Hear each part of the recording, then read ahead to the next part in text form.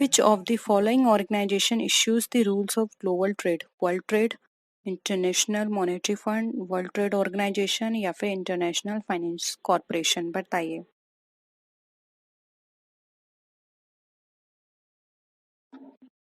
देखिए, आप लोग जितने भी देखते हैं सब लोग कमेंट करा करिए।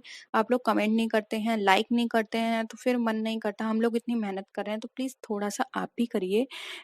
एक लाइक करने से या फिर कमेंट करने से क्या चला जाएगा आपका? आपको ये करना है, ठीक है? इससे आपकी ही प्रैक्टिस बढ़ेगी, क्योंकि जितना कमेंट करेंगे उतना ही आपको प्रैक्टिस में आएगा। तो कमेंट करिए, लाइक करिए और अपने फ्रेंड्स के साथ भी इसको शेयर कर दिया करिए। देखिए, इसका जो आंसर होगा वो है यहाँ पे option C, world trade organisation. World trade organisation जितने भी ट्रेड रिलेटेड, ग्लोबल ट्रेड से रिलेटेड इश्यूज होते हैं उनको देखती है, ठीक है, और उनके लिए रूल्स बनाती है जिससे कि किसी भी कंट्री का एक्सप्लॉयटेशन ना हो। तो राइट आंसर हो जाएगा सी। नेक्स्ट है, an individual demand curve slopes to the right because of the working of the law of diminishing marginal utility, substitution effect of decrease in price, income effect of fall in price या फिर all of the above? बताइए, जल्दी जल्दी comment करिए और सब लोग करिए। देखिए, राइट आंसर हो जाएगा बी, जो कि है substitution effect of decrease in price. अब ये क्यों हुआ है? क्योंकि देखिए यहाँ पर ये राइट स्लोप की बात करा है, तो राइट स्लोप क्यों ये शो करता है? ये इसलिए बताता है कि देखिए, जो किसी प्रोडक्ट की जो भी यूटिलिटी है वो कंज्यूमर्स के लिए क्या है, कंटिन्यूसली डिक्रीजिंग में जाती है। क्यों? जैसे ही हम किसी प्रोडक्ट को परचेस कर लेते हैं तो उसकी यूटिलिटी शुरू में हमारे लिए हाई होती है। फिर जैसे जैसे हम उसको कंज्यूम करना शुरू कर देते हैं या फिर हम उसको हाफ कंज्यूम कर लेते हैं तो उसकी यूटिलिटी हमारे लिए कम होती चली जाती है, ठीक है? तो यहाँ पे ऑप्शन बी राइट आंसर हो जाएगा। नेक्स्ट है, if the price of goods increases then demand for complementary goods will decrease, demand for substitute goods will increase, demand for the goods will increase या फिर both B and C? जल्दी बताइए, आपके previous paper में पूछा गया है question और 2 से 3 बार आया है। जल्दी जल्दी करिए आंसर।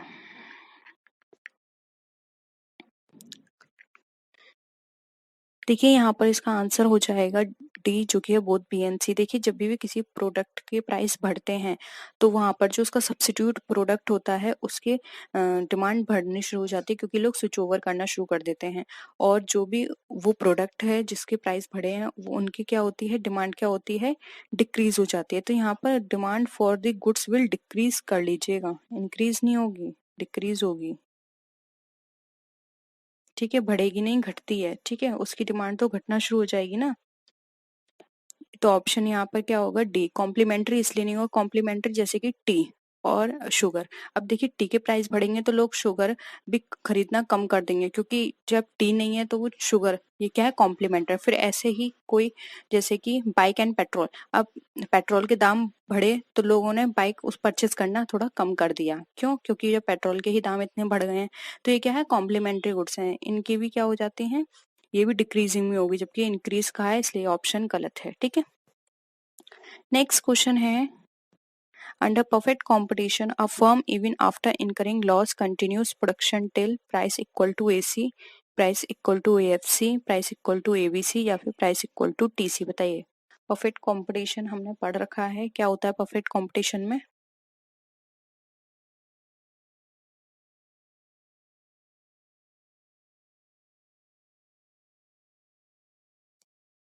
जल्दी बताइए। देखिए, परफेक्ट कंपटीशन में एक फर्म इनकर लॉस कंटिन्यूस प्रोडक्शन टिल, यानी कि एक कंपनी तब तक अपने प्रोडक्शन को करती है जब तक उसका price equal to total cost नहीं हो जाता। वो तब तक लॉस को बियर करेगी जब तक उसकी जितनी भी कॉस्ट लग रही है उतना वो नहीं ले लेती। लेकिन कॉस्ट जा जाए और उसकी अर्निंग कम है तब वहां पर वो स्टॉप कर देगी। तो ये उसकी लास्ट स्टेज होती है, प्राइस इक्वल टू TC। तब तक वो अपना प्रोडक्शन जारी रखती है, फिर चाहे कितना भी लॉस हो रहा हो, ठीक है? नेक्स्ट है, in pure monopoly, what is the relation between the price and the marginal revenue? Price is greater than the marginal revenue. Second option is price is less than the marginal revenue. And third is there is no relation. Fourth है they are equal. बताइए क्या होगा monopoly में?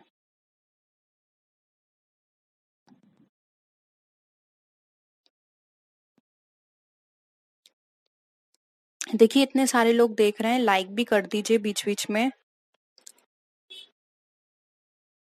और please share भी कर दीजिए, क्योंकि ये 1000 की सीरीज काफी लंबी चलेगी। डेली हम 25 क्वेश्चंस करेंगे, लेकिन अगर रेस्पॉन्स अच्छा नहीं आएगा तो फिर शायद मुझे बीच में ही खत्म करनी पड़े, मैं आगे फिर इतना कंटिन्यू नहीं कर पाऊंगी, फिर मैं सिर्फ क्वेश्चंस की एक ही क्लास लिया करूंगी 6 बजे, क्योंकि दो दो क्लास लेना क्वेश्चंस के ऊपर थोड़ा डिफिकल्ट है, क्योंकि मुझे हिंदी इंग्लिश दोनों में टाइपिंग करना होता है, लेकिन आप लोगों का रिस्पॉन्स भी नहीं आ रहा है। देखिए राइट आंसर हो जाएगा D, they are equal. Monopoly में क्या होता है, यहाँ पर जो प्राइस और मार्जिनल रेवेन्यू क्या होते हैं, इक्वल में चलते हैं, क्योंकि यहाँ पर अदर फर्म तो है नहीं मार्केट में, एक फर्म होती है और यहाँ पर बायर्स बहुत सारे होते हैं, इसलिए यहाँ पर जो प्राइस और मार्जिनल रेवेन्यू का जो रिलेशन होता है इक्वल चलता है। ठीक है, नेक्स्ट है, which of the following is a characteristic of the pure monopoly? Low price elasticity of demand, low barriers of entry, close substitute product, या फिर perfect information? बताइए क्या कैरेक्टरिस्टिक है प्योर मोनोपोली की।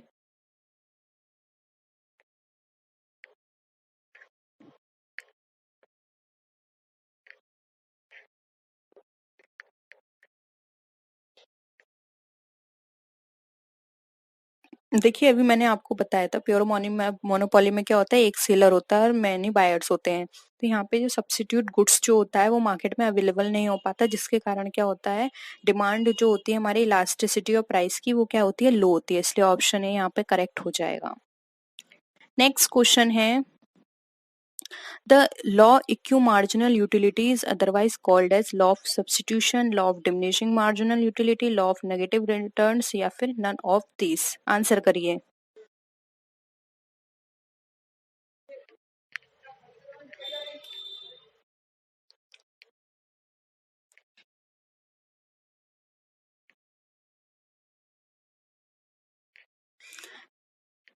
जल्दी बताइए, देखिए आंसर है ए। इसको लॉ ऑफ सब्स्टिट्यूशन और law of cause and effect भी बोलते हैं। इसके अंदर क्या होता है, एक कस्टमर जो होता है वो इस तरह से अपने रिसोर्सेज को एक्सपेंड करता है, जिससे कि उसको मैक्सिमम सेटिस्फेक्शन मिले, यानी उसको जो प्रोडक्ट है उसकी से यूटिलिटी उसकी कितनी हो, मैक्सिमम हो, इसलिए वो इस अकॉर्डिंग वो अपनी लास्ट यूनिट जो होता है या लास्ट कंजम्पशन जो है वो इस तरह से करता है अपना, इसलिए यहाँ पे लॉ ऑफ सब्स्टिट्यूशन यहाँ पे राइट आंसर हो जाएगा, यानी कि वो सब्स्टिट्यूशन पे इस तरह से जाता है कि वहां पर उसे ज्यादा से ज्यादा यूटिलिटी मिले, उस सब्स्टिट्यूट पर वो जाता है। नेक्स्ट है, what is the name of the Alfred Marshall book, wealth of nation, principle of economics, economics, या फिर आ गाइड टू नेशन? एग्जाम में बुक्स बहुत पूछी जाती हैं। ये सारे क्वेश्चंस मैंने 2019, 2018 एंड 2020 इन 3 साल से लिए हैं, यानी कि तीनों साल ये वाले क्वेश्चंस पूछे गए हैं। देखिए राइट आंसर हो जाएगा डी, जो कि है प्रिंसिपल ऑफ इकोनॉमिक्स। ये बुक लिखी थी अल्फ्रेड मार्शल ने, और ये बुक जो है अगर हम बात करें तो पब्लिश हुई थी 1819 में। इस बुक के अंदर ये बताया गया था कि जो हमारे जो इकोनॉमिक कंडीशन है वो कॉन्स्टेंटली चेंज हो रही हैं, और इसमें जो प्राइस है वो डिटरमाइन किया जाता है कॉस्ट और demand, simultaneously cost of demand से हम प्राइस को देखते हैं कि कितनी कॉस्ट लग रही है और क्या डिमांड आ रही है, क्योंकि किसी भी प्रोडक्ट की अगर डिमांड ज्यादा होगी तो प्राइस उसको बढ़ेंगे, और अगर किसी प्रोडक्ट की डिमांड कम है तो प्राइस उसके कम कर दिए जाएंगे।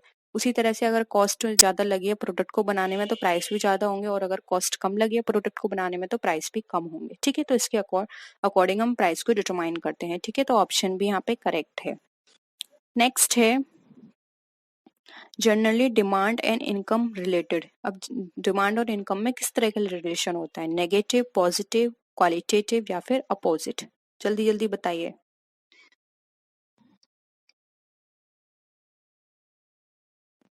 राइट आंसर हो जाएगा देखिए बी, पॉजिटिव, क्योंकि देखिए अगर इनकम बढ़ रही है तो डिमांड बढ़ेगी प्रोडक्ट की, और अगर इनकम घट रही है तो डिमांड प्रोडक्ट की कम हो जाएगी, क्योंकि हम अपने इनकम के अकॉर्डिंग ही एक्सपेंस करते हैं और डिमांड करते हैं किसी भी प्रोडक्ट की, फिर क्या है हम सिर्फ जरूरी प्रोडक्ट की ही डिमांड करेंगे, इसलिए इनकम और डिमांड में क्या होता है, पॉजिटिव रिलेशन होता है।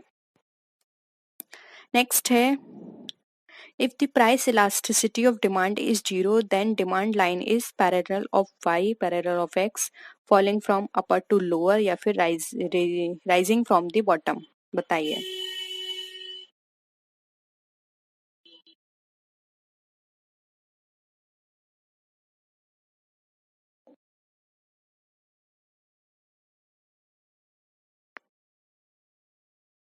अपने फ्रेंड्स के साथ भी इस वीडियो को शेयर कीजिए.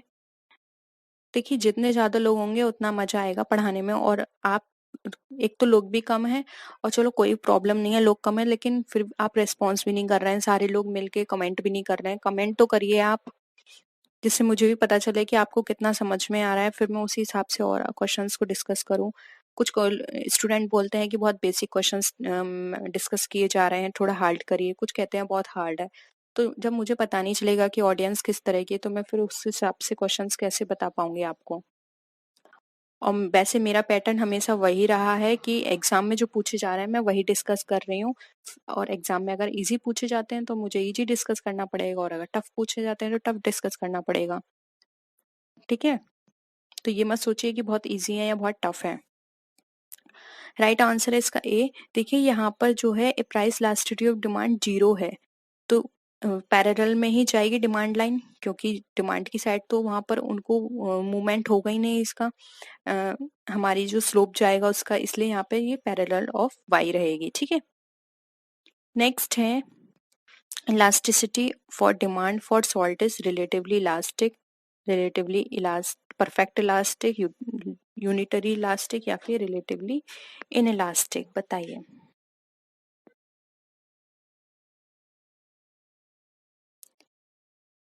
देखिए राइट आंसर हो जाएगा डी. यहाँ पर जो हमारी इलास्टिसिटी होती है डिमांड की, वो इनइलास्टिक होती है, क्योंकि सॉल्ट, इस पर प्राइस का कोई इफेक्ट नहीं पड़ता. प्राइस बढ़ेंगे तब भी सॉल्ट की डिमांड होगी, और प्राइस घटेंगे तब भी सॉल्ट की उतनी ही डिमांड होगी. सॉल्ट एक ऐसी चीज है, ना डिमांड ज्यादा की जा सकती है और ना डिमांड कम की जा सकती है. यानी जितनी जरूरत है उतनी डिमांड होगी, फिर चाहे डिमांड हमारी, प्राइस हमारे बढ़े या फिर घटें. ठीक है.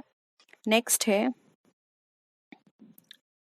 which scholar gave the idea that the utility is measured? Hicks, Pareto, Allen या फिर मार्शल. जल्दी बताइए. देखिए इसका जो आंसर होगा वो होगा डी, मार्शल. और ये इन्होंने बताया था कि इसको हम किस में मेजर करते हैं, यूटिल्स में. ठीक है. नेक्स्ट है who was the originator of rent theory? Ricardo, Adam Smith, Marshall या फिर माल्थस. बताइए.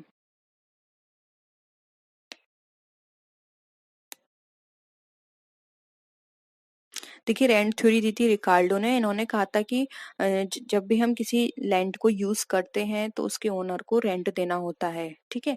या फिर जब हम कैपिटल यूज करते हैं तो वहां भी हमें रेंट देना होता है. तो इन्होंने बेसिकली कैपिटल और लैंड की बात की है इस थ्योरी में. और ये थ्योरी दी थी रिकार्डो ने. ठीक है. नेक्स्ट है which of the following factors does not affect work efficiency in any country? labor union, tradition, education या फिर स्नोफॉल इन अदर कंट्रीज. कौन से फैक्टर है जो वर्क एफिशिएंसी को अफेक्ट नहीं करेंगे?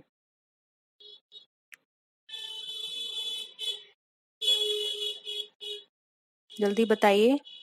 देखिए यहाँ पर ट्रेड, जो लेबर यूनियन है वो अफेक्ट कर सकती है. अगर वो सेटिस्फाई नहीं है तो वर्क नहीं करेगी. ट्रेडिशन भी इफेक्ट करेगा, क्योंकि हर कोई अपने ट्रेडिशन के अकॉर्डिंग ही कंफर्टेबल होगा काम करने में. और एजुकेशन भी इफेक्ट करेगी, वो उस हिसाब से मशीन्स को ऑपरेट कर पाएगा अगर वो उसी जो उसका काम है उसके अकॉर्डिंग वो एजुकेटेड है. ठीक है. और स्नोफॉल की बात करें तो ये नहीं है, तो ऑप्शन डी राइट आंसर हो जाए. स्नोफॉल का उसके वर्क एफिशिएंसी पे कोई इफेक्ट नहीं पड़ेगा. ठीक है. नेक्स्ट है features of capital is active source, human source, compulsory source या फिर नॉन एक्टिव सोर्स. एक कैपिटल की क्या विशेषता है? कैपिटल कैसे आती है?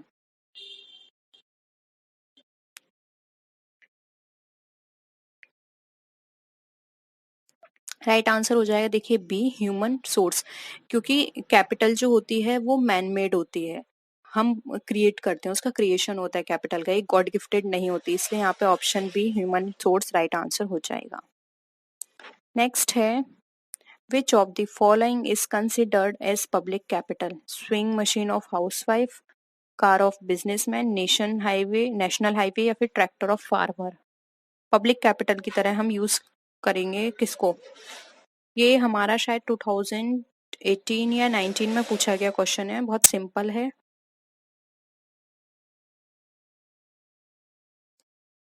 ऑप्शन सी होगा नेशनल हाईवे, ठीक है, सिंपल था इसका आंसर। नेक्स्ट है increment in total utility after consuming extra unit of good is called marginal utility, total utility, average utility या फिर नन ऑफ दिस। बताइए। टोटल यूटिलिटी में अगर इंक्रीमेंट होता है आफ्टर कंज्यूमिंग एक्स्ट्रा यूनिट इस ऑफ गुड इज कॉल्ड, क्या बोलते हैं? बहुत ही सिंपल है, अगेन ये भी 2018 का क्वेश्चन है। देखिए इसका जो राइट आंसर होगा वो होगा यहाँ पे मार्जिनल यूटिलिटी, उसको मार्जिनल यूटिलिटी बोलते हैं, ठीक है। नेक्स्ट है which of the following curve is not U shape? Average cost curve, average fixed cost curve, marginal cost curve या फिर एवरेज चेंजेबल कॉस्ट कर्व। बताइए।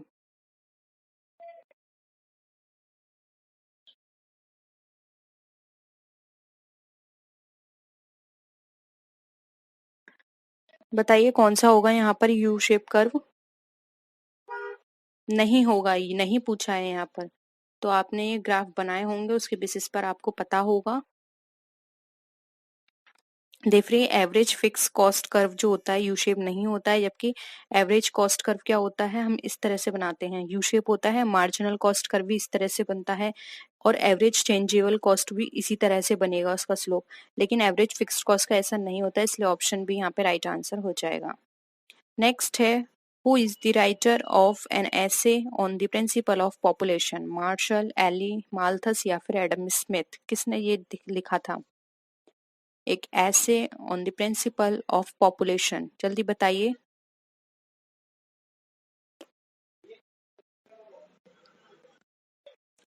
देखिए इसका राइट आंसर हो जाएगा सी, माल्थस। माल्थस ने ये लिखा था, बहुत ही पॉपुलर है ये और एग्जाम में बहुत पूछा जाता है।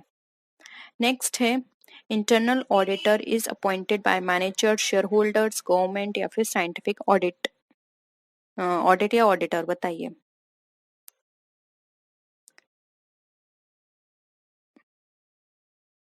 इंटरनल ऑडिटर के बारे में बहुत पूछा जाता है कि अपॉइंट कौन करता है, रिमूव कौन करता है, दोनों के आंसर बताइए। देखिए अपॉइंट की बात करें तो मैनेजर्स होते हैं और रिमूव की बात करें तो ये जनरल मीटिंग में सबकी सहमति से किए जाते हैं, ठीक है। नेक्स्ट है closing entry should be analysed on cost price, on market price, on cost and market which is less या फिर नन ऑफ दीज। बताइए। क्लोजिंग जो होती हैं एंट्रीज वो किस कैसे एनालाइज की जाती हैं?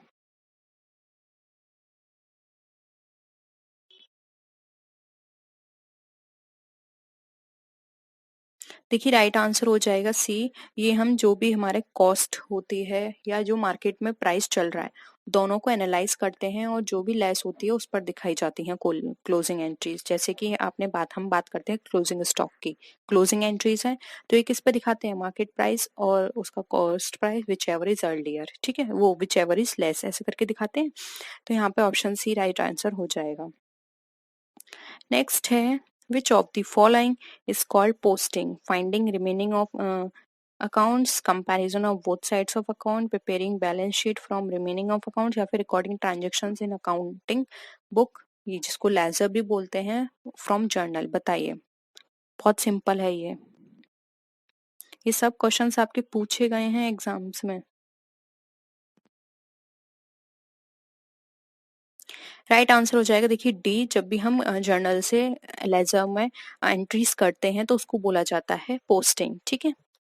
नेक्स्ट है dash is formed to match cash book and passbook, balance sheet, bank solution statement letter, bills receivable या फिर बिल्स पेएबल। देखिए इसका भी सिंपल आंसर है बी होगा। बैंक सोल्यूशन स्टेटमेंट ये कस्टमर के द्वारा बनाया जाता है उसकी विश पर कि वो कब इसको प्रिपेयर करेगा। वो ये देखता है कि कैश बुक और पासबुक में बैलेंस मैच हो रहा है या नहीं, ये देखने के लिए वो इस पे को प्रिपेयर करता है। इसको बैंक रिकंसिलेशन स्टेटमेंट भी कहा जाता है, ठीक है। नेक्स्ट है ideal of filing system depends on capital, production, manufacturing या फिर नेचर ऑफ बिजनेस।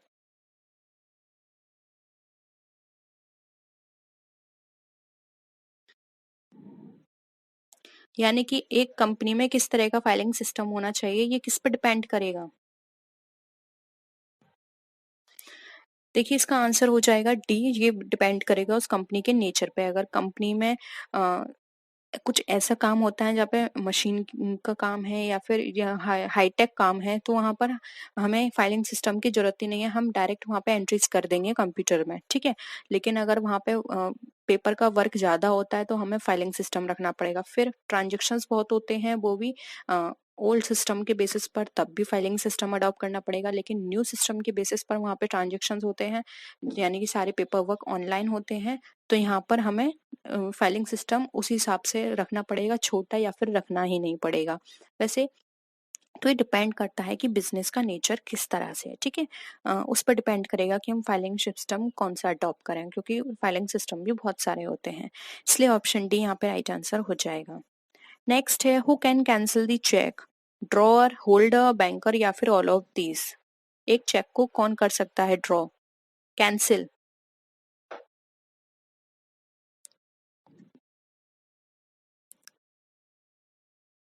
देखिए एक चेक को सिर्फ कैंसिल करने का अधिकार सिर्फ और सिर्फ ड्रॉअर के पास होता है, जिसने उसको लिखा है, ठीक है। वो उसको कैंसिल कर सकता है, इसलिए ऑप्शन ए राइट आंसर हो जाएगा। The board of directors of a joint stock company is selected bye employees, general public, government या फिर शेयर होल्डर्स। बताइए एक जॉइंट स्टॉक कंपनी का बोर्ड ऑफ डायरेक्टर जो है वो कैसे सेलेक्ट किया जाता है, या किसके द्वारा, बताइए।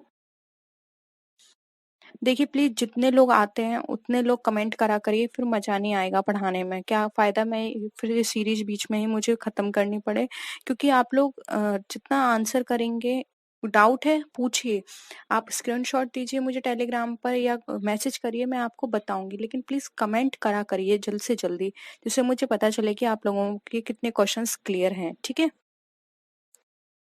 और लाइक भी जरूर कर दीजिएगा क्लास को, और अपने फ्रेंड्स के साथ शेयर भी कर दीजिएगा।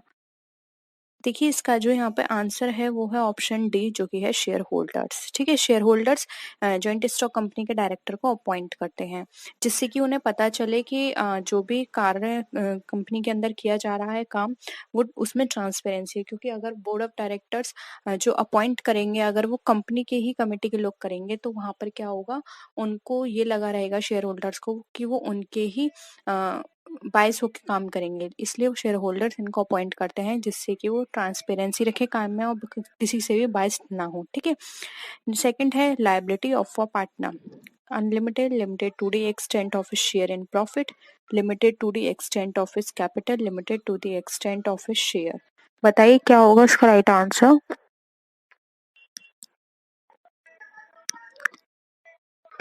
लायबिलिटी ऑफ अ पार्टनर किस तरह की होनी चाहिए।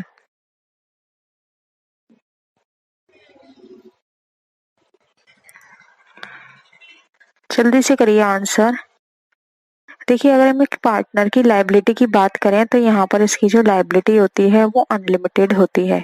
अगर किसी भी तरह की यहाँ पर जो भी अमाउंट है कम पड़ रहा है, फॉर्म से पूरा नहीं हो पा रहा है, जो भी लायबिलिटी है पूरी नहीं हो पा रही है पे, तो फिर वहां पर उनके जो पर्सनल असेट्स हैं उनको भी यूज किया जा सकता है।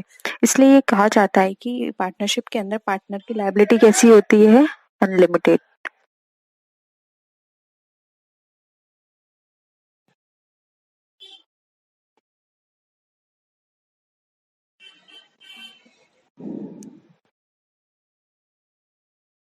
नेक्स्ट है which of the following concept has been propounded by F W. Taylor.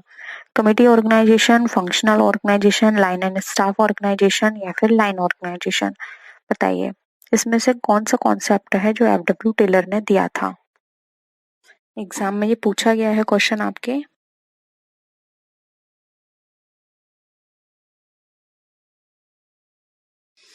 देखिए राइट आंसर हो जाएगा बी, जो कि है फंक्शनल ऑर्गेनाइजेशन। एफ.डब्ल्यू. टेलर ने दिया था ये फंक्शनल ऑर्गेनाइजेशन का कॉन्सेप्ट, जिसमें फंक्शंस के अकॉर्डिंग ऑर्गेनाइजेशंस बनती हैं और उस बेसिस पे काम किया जाता है, ठीक है। नेक्स्ट है SDRS यानी कि स्पेशल ड्राइंग राइट्स क्या है? एक लायबिलिटी है, पेपर गोल्ड है, असेट है या फिर इंटरनेशनल यूनिट ऑफ करेंसी है? बताइए।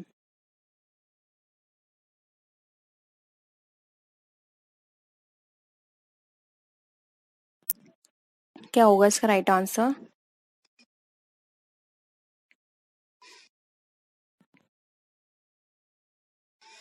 इसका राइट आंसर हो जाएगा बी, ये एक पेपर गोल्ड है। ठीक है, इसको रखा जाता है एज अ डिपॉजिट।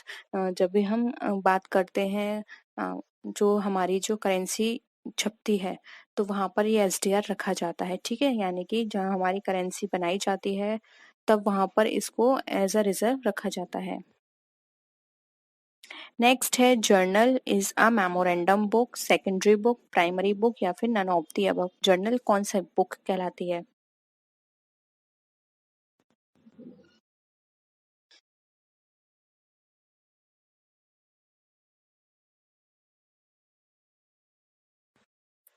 देखिए इसका राइट आंसर है सी, जर्नल जो होती है वो प्राइमरी बुक होती है, क्योंकि जब भी ट्रांजेक्शन्स होते हैं किसी फॉर्म के अंदर तो सबसे पहले जर्नल में रिकॉर्ड किए जाते हैं, उसके बाद फिर उनकी पोस्टिंग होती है लेजर में, फिर ट्रायल बैलेंस में, और फिर ट्रायल बैलेंस से बनता है प्रॉफिट एंड लॉस और बैलेंस शीट। ठीक है, तो ऑप्शन सी यहाँ पे हमारा राइट आंसर है। नेक्स्ट क्वेश्चन है बैंक रिकन्सिलेशन स्टेटमेंट इज। देखिए बैंक रिकन्सिलेशन स्टेटमेंट से क्वेश्चन बहुत आता है और ये सिर्फ 2 से 3 क्वेश्चन है जो कि घुमा घुमा के पूछे जाते हैं। एक है कि बैंक रिकन्सिलेशन स्टेटमेंट कौन प्रिपेयर करता है, इस तरह से क्वेश्चन आता है, लेकिन यहाँ पर ये है ऑप्शन में दे दिया, जैसे कि a part of cash book, a part of passbook, statement prepared by bank या फिर स्टेटमेंट प्रिपेयर्ड बाय कस्टमर? बताइए।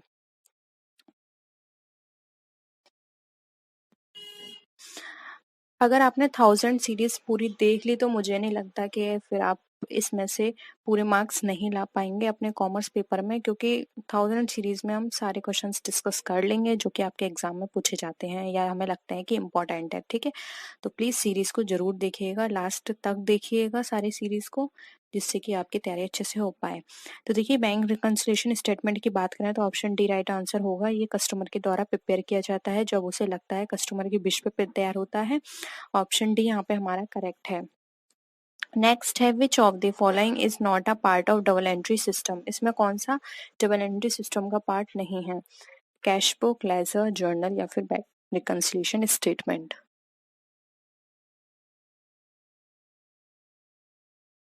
जल्दी से आंसर करिए इसका।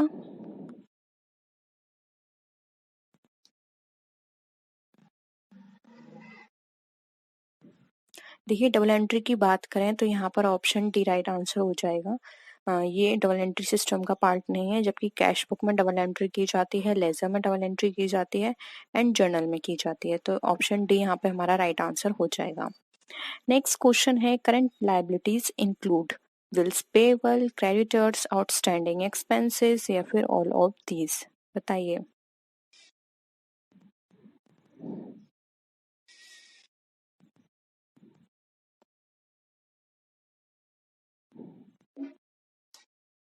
देखिए करंट लायबिलिटीज वो होती हैं जिनको हमें 1 साल यानी कि 12 मंथ्स के अंदर पे ऑफ करना होता है। ठीक है, तो देखिए बिल्स पेबल की ये भी लेस देन 1 ईयर होते हैं, क्रेडिटर्स भी one less than 1 year and outstanding expenses भी, इसलिए यहाँ पर जो ऑप्शन होगा हमारा डी राइट आंसर हो जाएगा, ऑल ऑफ दीज। ठीक है, नेक्स्ट क्वेश्चन है a person who owes money to the firm is called debtors, creditors, suppliers या फिर नन ऑफ दीज? बताइए।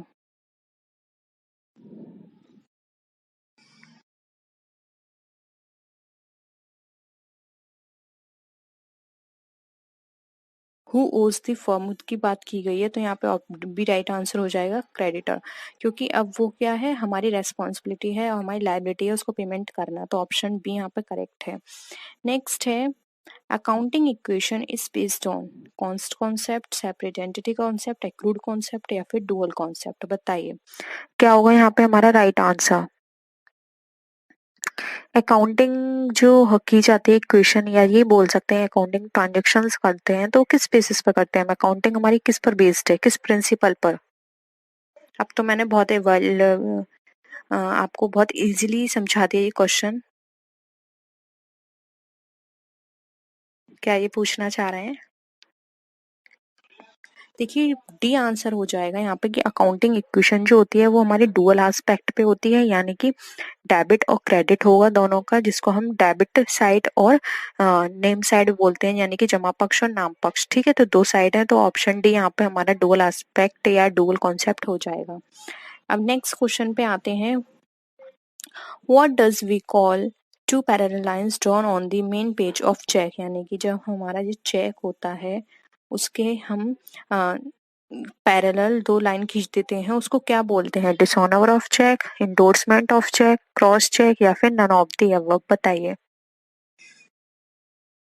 क्या कहा जाता है उसे?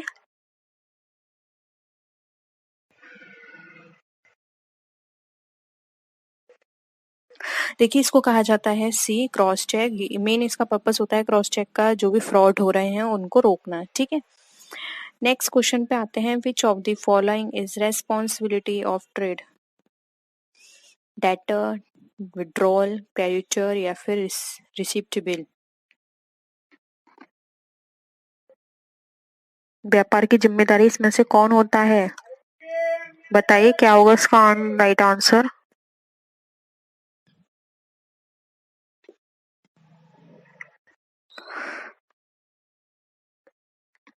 जल्दी करिए। देखिए यहाँ पर इसका जो राइट आंसर होगा वो होगा यहाँ पे ऑप्शन नंबर सी, जो कि है क्रेडिटर। अब ये क्रेडिटर क्यों है? देखिए जब भी ट्रेड की हम बात करते हैं तो यहाँ पर ये ट्रेड की रेस्पॉन्सिबिलिटी हो जाती है कि उसको रिसीप्ट दें। ठीक है, और या फिर हम उसको जो भी हमारे बीच में ट्रांजेक्शन्स हो रहे हैं उसकी हम एक कॉपी उसको प्रोवाइड करें, तो ये रेस्पॉन्सिबिलिटी है ट्रेड की, इसलिए ऑप्शन डी सी यहाँ पर हमारा राइट आंसर हो जाएगा, या उसको क्रेडिट में प्रोवाइड करें। ठीक है, नेक्स्ट है first of all we choose dash to define due date, mid date, product, interest rate या फिर बेस रेट? बताइए।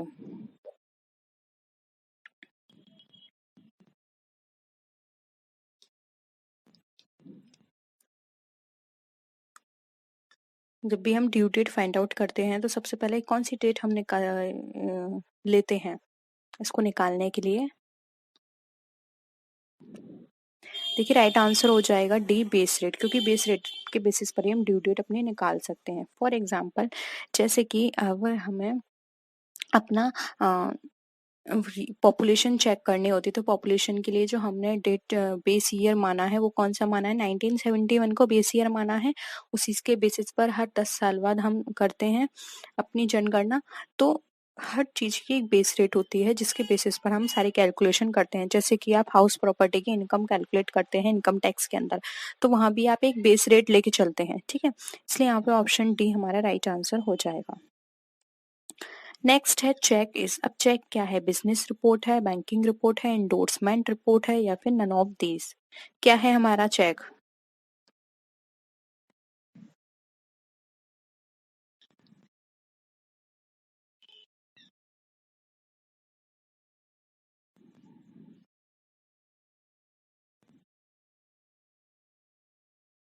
राइट आंसर है सी, इंडोर्समेंट रिपोर्ट। क्योंकि चेक क्या होता है, एक बैंक को लिखा जाता है कि वो इतना अमाउंट, एक पर्टिकुलर अमाउंट एक पर्टिकुलर डेट को पेमेंट कर दे एक पर्टिकुलर पर्सन को, तो ये क्या है? इंडोर्स का काम कर रही है, इसलिए हम चेक को इंडोर्समेंट रिपोर्ट बोलते हैं। ऑप्शन सी यहाँ पे हमारा करेक्ट हो जाएगा।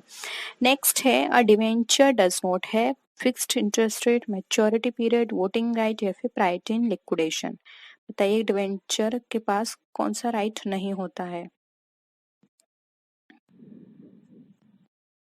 फिक्स्ड रेट तो होती है, क्योंकि डिवेंचर के आगे ही लिखा होता है 8% डिवेंचर, 9% डिवेंचर, इट मीन्स 8 और 9% कैश की इंटरेस्ट है। तो बताइए क्या होगा? देखिए यहाँ पर राइट आंसर हो जाएगा सी, वोटिंग राइट्स। एक डिवेंचर को वोटिंग राइट नहीं होता है, वोटिंग राइट किसको होता है? सिर्फ और सिर्फ इक्विटी शेयर होल्डर्स को। ठीक है, तो यहाँ पे ऑप्शन सी हमारा राइट आंसर हो जाएगा। और प्रायोरिटी इन लिक्विडेशन किसको होता है? ये होता है हमारी प्रेफरेंस शेयर होल्डर को। और डिवेंचर को भी होता है क्योंकि वहां पे फिक्स है उसकी इंटरेस्ट रेट, इसलिए प्रायोरिटी उसे भी मिलती है। नेक्स्ट है debentures are traded in stock exchange, money market, commodity exchange या फिर ऑल ऑफ दीज? डिवेंचर हमारे कहाँ पे ट्रेड किए जाते हैं? यानी कि डिवेंचर का ट्रांजेक्शन, या हमें सेल करना हो अपने डिवेंचर्स या फिर उनको परचेस करना हो, ये ट्रांजेक्शन्स कहाँ किए जाएंगे?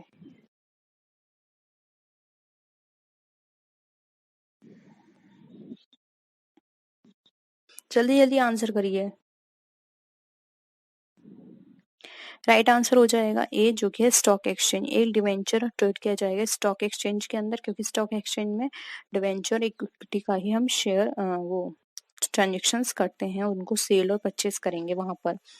नेक्स्ट क्वेश्चन है, certificate of deposit can be issued for a maximum period of. अब जो सर्टिफिकेट ऑफ डिपॉजिट है उसका मैक्सिमम मैच्योरिटी पीरियड कितना होता है?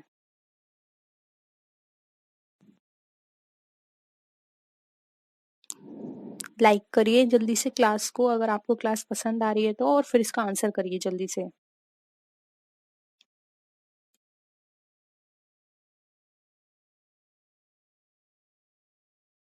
राइट आंसर हो जाएगा सी, 12 मंथ्स, क्योंकि ये लेस देन 1 ईयर के होते हैं, इसलिए इनका मैक्सिमम मैच्योरिटी पीरियड 12 मंथ्स होता है। ठीक है, नेक्स्ट है, certificate of deposit can be issued for a minimum period. अभी हमने मैक्सिमम पीरियड बात करी थी, अब मिनिमम पीरियड 6 है, 7 है, 8 है या फिर 15 है, कौन सा है?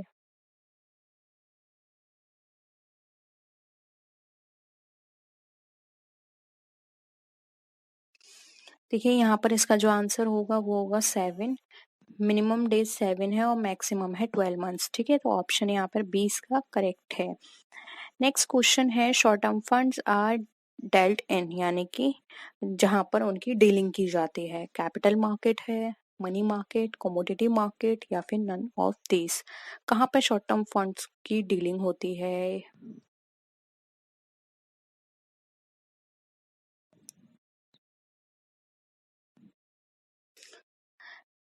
देखिए राइट आंसर है यहाँ पे बी, जो कि है मनी मार्केट। और लॉन्ग टर्म अगर आपसे एग्जाम में पूछा जाता है तो कैपिटल मार्केट कीजिएगा, क्योंकि लॉन्ग टर्म कैपिटल मार्केट में होता है। ठीक है, नेक्स्ट है, errors in personal and real account affect. अब जो पर्सनल और रियल अकाउंट में कोई भी एरर होगा तो किसको अफेक्ट करेगा? ट्रेडिंग अकाउंट को, profit and loss account, profit and loss appropriation account या फिर बैलेंस शीट? जल्दी से बताइए।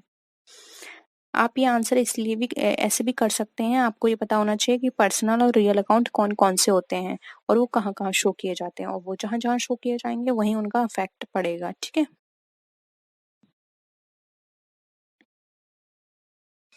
देखिए पर्सनल अकाउंट कौन सा होता है हमारा?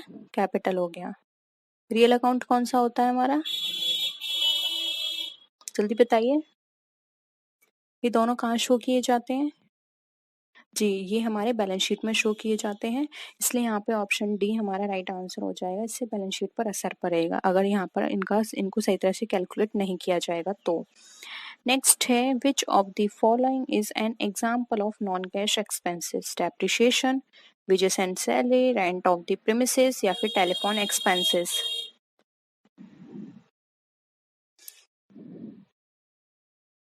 बताइए, नॉन कैश एक्सपेंसेस कौन सा है? देखिए राइट आंसर हो जाएगा यहाँ पे ए, क्योंकि देखिए वेजो और सैलरी देंगे, कैश का यहाँ पे काम हो रहा है। ठीक है, रेंट देंगे, कैश का काम हो रहा है। टेलीफोन एक्सपेंस करेंगे, कैश का काम हो रहा है। लेकिन डेप्रिसिएशन में क्या है, सिर्फ हमें क्या है, प्रोविजन बनाना होता है और उसको यहाँ पर रिकॉर्ड करना होता है, या फिर उसमें से बस माइनस या लेस करना होता है। हमारा कुछ भी यहाँ पर कैश यूज नहीं हुआ, इसलिए ऑप्शन ए क्या है हमारा, डेप्रिसिएशन राइट आंसर हो जाएगा। क्योंकि यहाँ पर सिर्फ हमें डेप्रिसिएशन के लिए ट्रीटमेंट करना पड़ रहा है, हमें कोई भी अमाउंट यहाँ पे खर्च नहीं करना पड़ रहा है। ठीक है, इसलिए ये भी नॉन कैश एक्सपेंसेस है। नेक्स्ट है, inventory turnover ratio measures the relationship of inventory with, यानी कि जो हम इन्वेंट्री टर्नओवर रेशियो निकालते हैं तो इन्वेंट्री का किससे रिलेशन दिखाते हैं? एवरेज सेल से, कॉस्ट ऑफ गुड सोल्ड से, टोटल परचेस या फिर टोटल असेट से?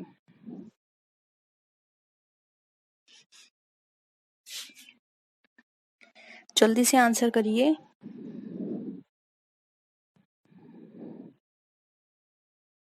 राइट आंसर हो जाएगा, देखिए यहाँ पे option B, cost of good sold. ठीक है, इनका relation cost of good sold के साथ दिखाया जाता है, जिससे हम इन्वेंट्री टर्नओवर रेशियो अपना निकाल पाते हैं। नेक्स्ट क्वेश्चन है, as per companies act 2013 a company can be formed even with one person, with not less than two person, with a minimum of 7% या फिर विद अ मिनिमम ऑफ 50%? बताइए।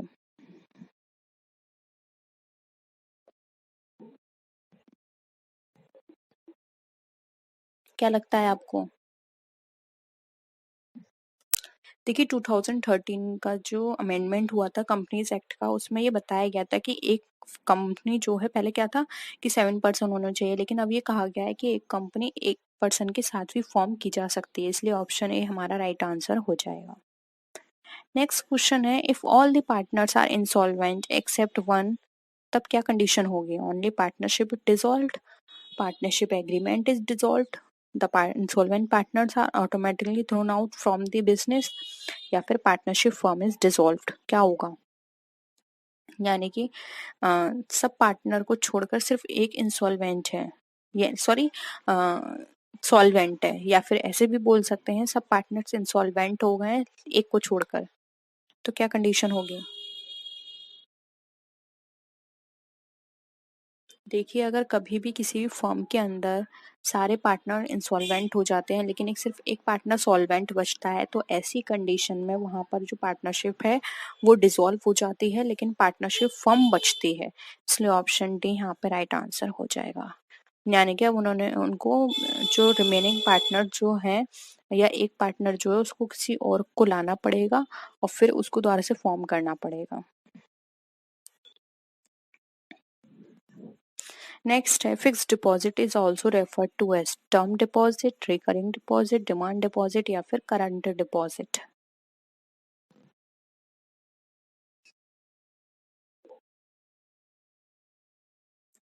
जल्दी करिए आंसर इसका।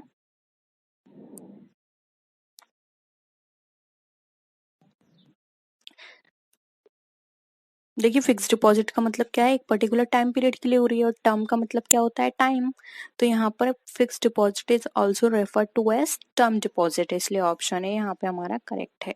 What is the method use to determine wage differential? अब इसमें से हम कौन सा मेथड वेज डिफरेंशियल में यूज करेंगे? Merit rating, job design, job evaluation या फिर जॉब एनालिसिस? जल्दी से आंसर करिए।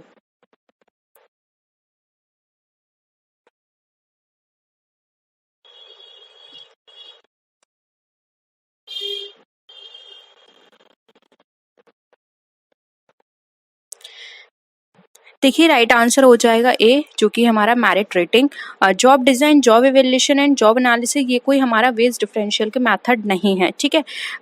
वेज डिफरेंशियल जो हम चेक करते हैं वो है हमारा मेरिट रेटिंग से।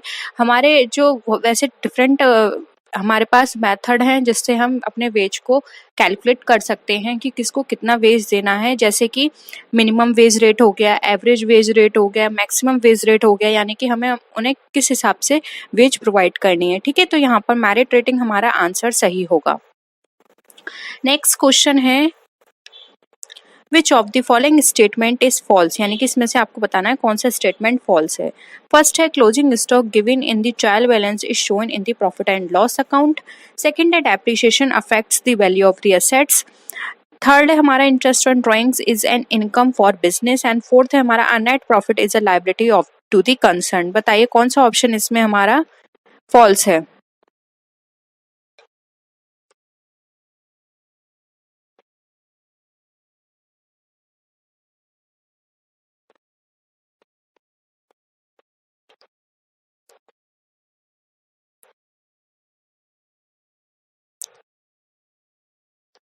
देखिए फॉल्स की बात करें तो ऑप्शन ए यहाँ पे सही होगा।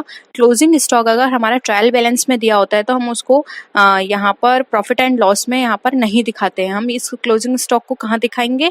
ये हम दिखाएंगे डायरेक्ट बैलेंस शीट में। अगर हाँ ट्रायल बैलेंस के नीचे दिया होता तब हम इसको दोनों जगह दिखाते, एक हम दिखाते प्रॉफिट एंड लॉस अकाउंट में, दूसरा दिखाते हम बैलेंस शीट में। लेकिन यहाँ पर ये डायरेक्ट ट्रायल बैलेंस में दिया हुआ है, it means profit and loss में ये पहले से ही इंक्लूड है, इसलिए हम यहाँ पर इंक्लूड नहीं करेंगे, डायरेक्ट बैलेंस शीट में इसको शो कर देंगे, ठीक है। इसलिए ऑप्शन ए यहाँ पर हमारा करेक्ट है। नेक्स्ट है, अब देखिए यहाँ पर एक न्यूमेरिकल है, छोटी सी इक्वेशन है, यहाँ पर आपको करनी है। इस तरह के क्वेश्चंस भी पूछे जा सकते हैं, तो आप हर क्वेश्चन के लिए प्रिपेयर रहिए। 2020 का जो पेपर था ये 2020 का क्वेश्चन है। इसमें थोड़े क्वेश्चंस हाई लेवल के कर दिए थे। अगर हम 2018, 17 या 19 की बात करें तो उसके कंपैरिजन में ये थोड़ा टफ था, थोड़ा सा। तो आपको हर तरह के क्वेश्चन डिस्कस करने हैं, मैंने आपको हर तरह के क्वेश्चंस डिस्कस करा दिए हैं, तो आपके पास एक्सक्यूज नहीं है कि ये क्वेश्चन हमने डिस्कस नहीं किया है, ठीक है। क्वेश्चन देखिए, if gross profit ratio is 25%, net profit ratio is 12% and sales is ₹21,600, what is the value of the cost of goods sold. Cost of goods sold आपको बताना है, बताइए।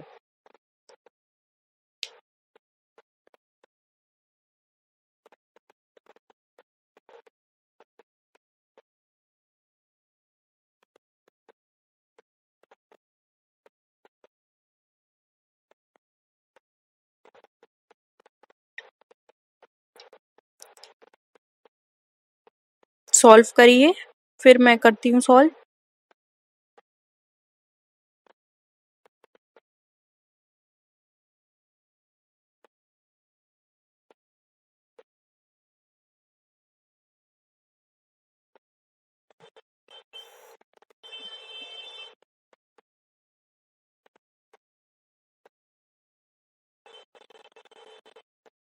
आंसर निकल कर आया किसी का?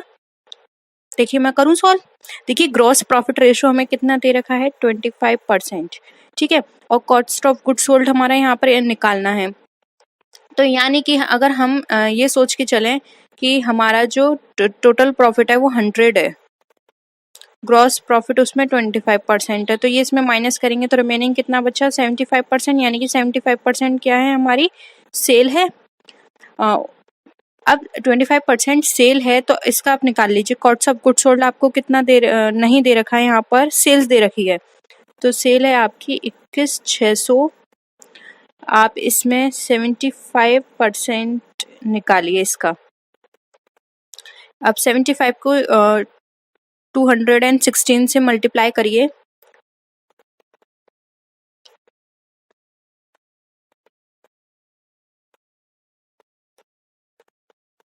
देखिए आपका आंसर निकल कर आ जाएगा 16,200।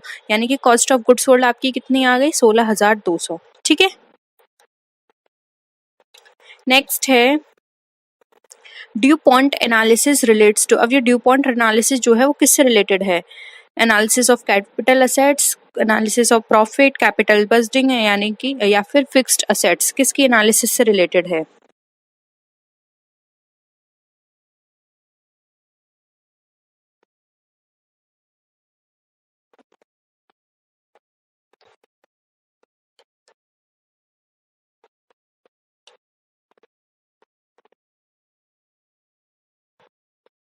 आंसर करिए जल्दी। देखिए राइट आंसर हो जाएगा बी, एनालिसिस ऑफ प्रॉफिट। देखिए डू पॉइंट कंपनी एक ये यूएसए की कंपनी है, और ये चेक करती हैं या ये पता लगाती हैं कि जो हमारा जो नेट प्रॉफिट है उस पर कौन कौन से फैक्टर्स उसको अफेक्ट करते हैं। और ये किस तरह से पता लगाएंगी, तो ये चार्ट प्रिपेयर करती हैं जिसके थ्रू ये पता लगाती हैं कि हमारा जो नेट प्रॉफिट है वो किससे अफेक्ट हो रहा है। तो ये जो चार्ट है उसको हम बोलते हैं ड्यू पॉइंट चार्ट। इसीलिए यहाँ पर इसका जो आंसर हो जाएगा वो होगा एनालिसिस ऑफ प्रॉफिट, क्योंकि यहाँ पे प्रॉफिट की एनालिसिस की जाती है इसके अंदर, ठीक है। नेक्स्ट क्वेश्चन है which of the following statement is true. Financial statements are important source of information to shareholders and stakeholders. Return to equity and earning per share are one and the same thing. In calculating asset test ratio, inventory is not included in current assets. या फिर fourth है हमारा debt equity ratio is a measure of long term solvency of a firm. बताइए कौन सा statement आपको इसमें से ट्रू लगता है।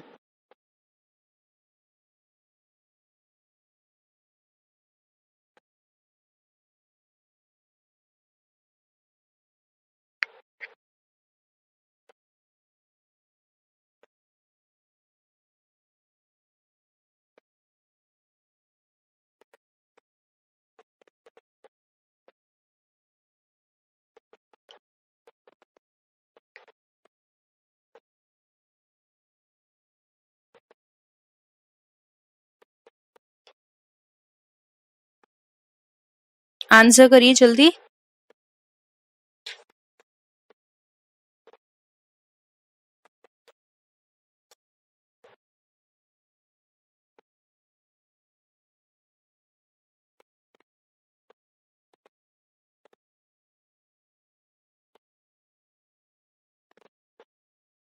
देखिए एक मिनट, यहाँ जो ऑप्शन 1, देखिए आपके क्वेश्चन के अकॉर्डिंग इसको थोड़ा चेंज करते हैं, क्योंकि आंसर ऐसे नहीं आ पाएगा।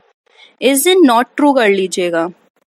कैसा इज नॉट ट्रू, यानी कि कौन सा इसमें ट्रू नहीं है वो बताना है। सॉरी, अभी मैंने ऑप्शंस पढ़े तब मुझे दिखाई दिया ये इस तरह का नहीं होगा।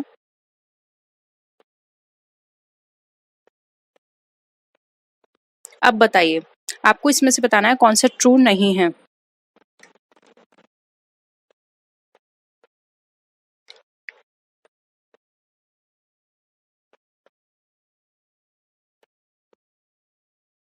देखिए यहाँ पर ऑप्शन बी जो है वो हमारा ट्रू नहीं है, क्योंकि यहाँ पर बोला गया है return to equity and earning per share one and the same thing. ऐसा तो बिल्कुल नहीं है, इक्विटी का रिटर्न और earning per share same thing नहीं हो सकती।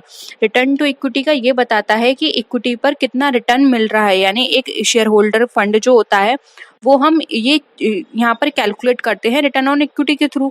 तो और यहाँ पर जो हम बात कर रहे हैं नंबर ऑफ शेयर्स, यहाँ पर ये यूज किया जाता है अर्निंग पर शेयर, यानी कि नंबर ऑफ शेयर्स पे कितनी पर शेयर की अर्निंग हो रही है हमारी।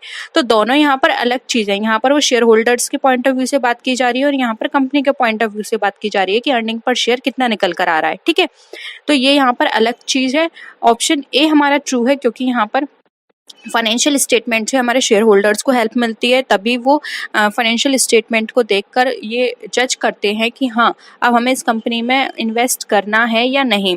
सेम उसी तरह से स्टेक होल्डर्स वो होते हैं जिनका इंटरेस्ट होता है कंपनी में। अब देखिए स्टेक होल्डर्स कस्टमर हो सकते हैं, स्टेक होल्डर्स कंपनी हो सकती है अदर कंपनी, या फिर स्टेक होल्डर जो इन्वेस्ट कर रही हैं, एंड स्टेक होल्डर्स गवर्नमेंट भी हो सकती है।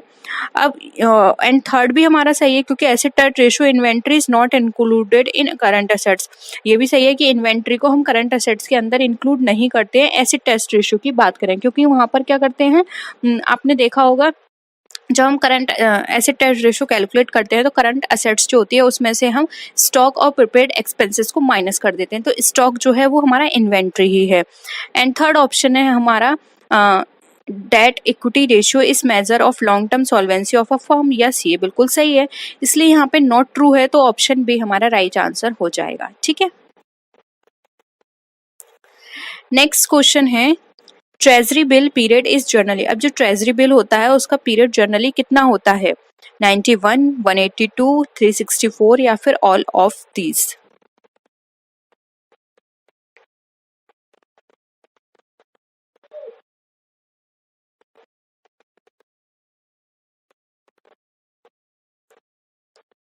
जल्दी से आंसर करिए, ये तो बहुत सिंपल है। देखिए ट्रेजरी बिल जो होता है वो लेस देन किसका होता है, लेस देन 1 ईयर, और इसमें लेस देन 1 ईयर ये भी है, ये भी है, ये भी है। तो यहाँ पर क्या हो जाएगा, पीरियड जर्नली इसका कैसा होता है, जल्दी से आंसर करिए। अब तो मैंने ऑप्शंस आपको बता दिए, सी यहाँ पर राइट आंसर हो जाएगा, क्योंकि इसमें जर्नली पीरियड पूछा है तो हम पीरियड इसको इंक्लूड करेंगे, क्योंकि ये सब तो इसके अंदर इंक्लूड हो गए हैं। ठीक है, तो जर्नली जो है 364 है, ये इसकी कम की डेट है, यानी कि एक तरह से आपको मैक्सिमम बताना है, इसलिए यहाँ पर जो आपका आंसर होगा वो होगा यहाँ पे ऑप्शन 3। ठीक है, नेक्स्ट है which one is not a money market, treasury bill, bill of exchange, commercial paper या फिर बॉन्ड। आप इसको ऐसे भी कर सकते हैं कि मनी मार्केट में कौन सी सिक्योरिटीज ट्रेड की जाती हैं, लॉन्ग टर्म सिक्योरिटी की शॉर्ट टर्म सिक्योरिटी, उससे भी आप ये आंसर कर सकते हैं। दोनों के आंसर सेम ही है, बस घुमा के थोड़ा क्वेश्चन कर दिया है।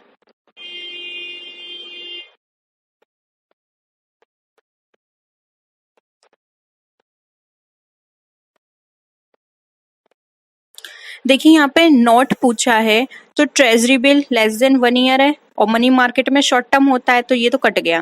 बिल ऑफ एक्सचेंज भी शॉर्ट टर्म है, लेस देन 1 ईयर, तो ये भी कट गया। Commercial paper again less than 1 year है, तो ये भी कट गया, क्योंकि ये सब शॉर्ट टर्म वाले हैं और मनी मार्केट में शॉर्ट टर्म जाता है और इसमें नहीं पूछा है, तो ऑप्शन हो जाएगा बी बॉन्ड, क्योंकि ये जो बॉन्ड है वो मोर देन 1 ईयर है और इसका जो ट्रेड किया जाता है वो किसमें किया जाता है, कैपिटल मार्केट में।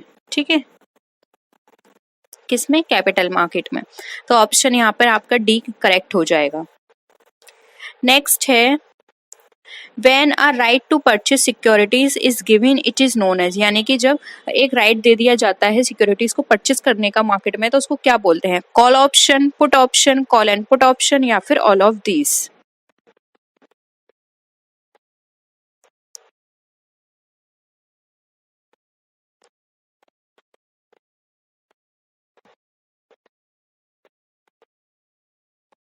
जल्दी से आंसर करिए, बहुत सिंपल है ये, मैं आपको बहुत बार ये चीजें समझा चुकी हूँ, प्लीज अब इस तरह की गलतियां मत करिए। देखिए राइट आंसर हो जाएगा ए। परचेस के लिए अगर राइट मिलता है तो उसे बोलते हैं कॉल ऑप्शन, और अगर सेल के लिए राइट मिलता है तो वो उसे बोलते हैं पुट ऑप्शन। यानी कि अगर किसी को राइट मिल जाता है कि अपनी सिक्योरिटी सेल कर सकता है तो उसे बोलते हैं पुट ऑप्शन, और जिसमें सेल और परचेस दोनों का उनको राइट मिल जाता है तो उसे बोलते हैं कॉल एंड पुट ऑप्शन। लेकिन हमें यहाँ पर परचेस पूछा गया है इसलिए यहाँ पर कॉल ऑप्शन हमारा राइट आंसर हो जाएगा। ठीक है, नेक्स्ट है which of the following statement is true? Net new issue market deals with new securities, new issue market deals with existing securities, new issue market deals with listed securities या फिर new issue market deals with only debt securities? बताइए। New issue market का मतलब यहाँ पर ये है primary market जिसमें फर्स्ट टाइम सिक्योरिटीज को लिस्ट किया जाता है या फिर ट्रेड किया जाता है। ठीक है, बताइए कौन सा स्टेटमेंट आपको यहाँ पे सही लगता है? अभी तो मैंने आपको एक क्लू भी दे दिया, उससे भी आप समझ सकते हैं इसका आंसर। देखिए राइट आंसर हो जाएगा ए, क्योंकि अभी मैंने आपको बताया था न्यू इश्यू मार्केट में जो न्यू सिक्योरिटीज होती हैं उनको डील किया जाता है, इसलिए ऑप्शन ए यहाँ पे हमारा करेक्ट है। एग्जिस्टिंग नहीं होता और ना ही लिस्टेड और ना ही ओनली डेट सिक्योरिटीज। ठीक है, ये सिर्फ न्यू के बेसिस पे काम करता है, जो सिक्योरिटीज न्यू है उनकी ट्रेडिंग होगी वहां पर। नेक्स्ट है the balance of trade refers to income received minus income payment on investment, the balance of unilateral transfer, merchandise export plus service export, merchandise export minus merchandise imports। बताइए।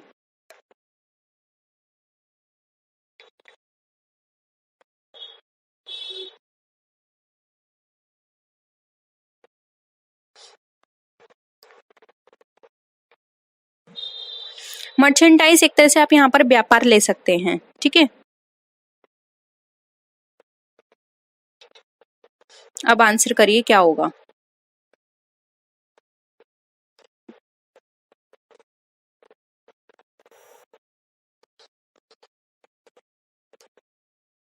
क्या लगता है इसको, इसका आंसर आपको? सिंपल है, आप बहुत बार कर चुके हैं इस तरह के क्वेश्चंस।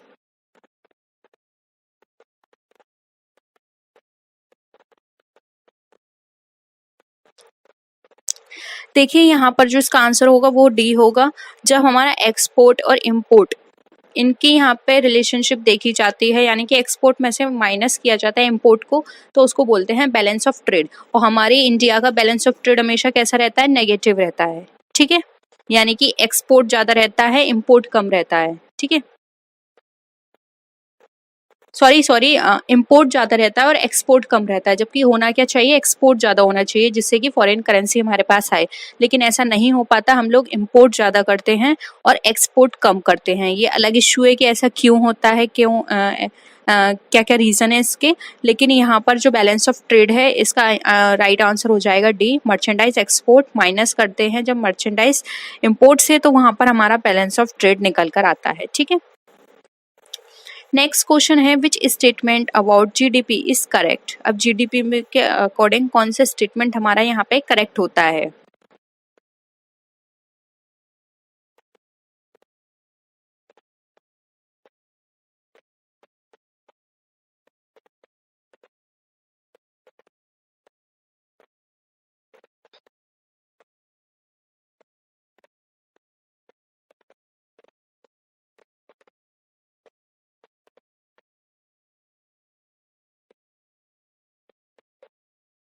जल्दी से बताइए।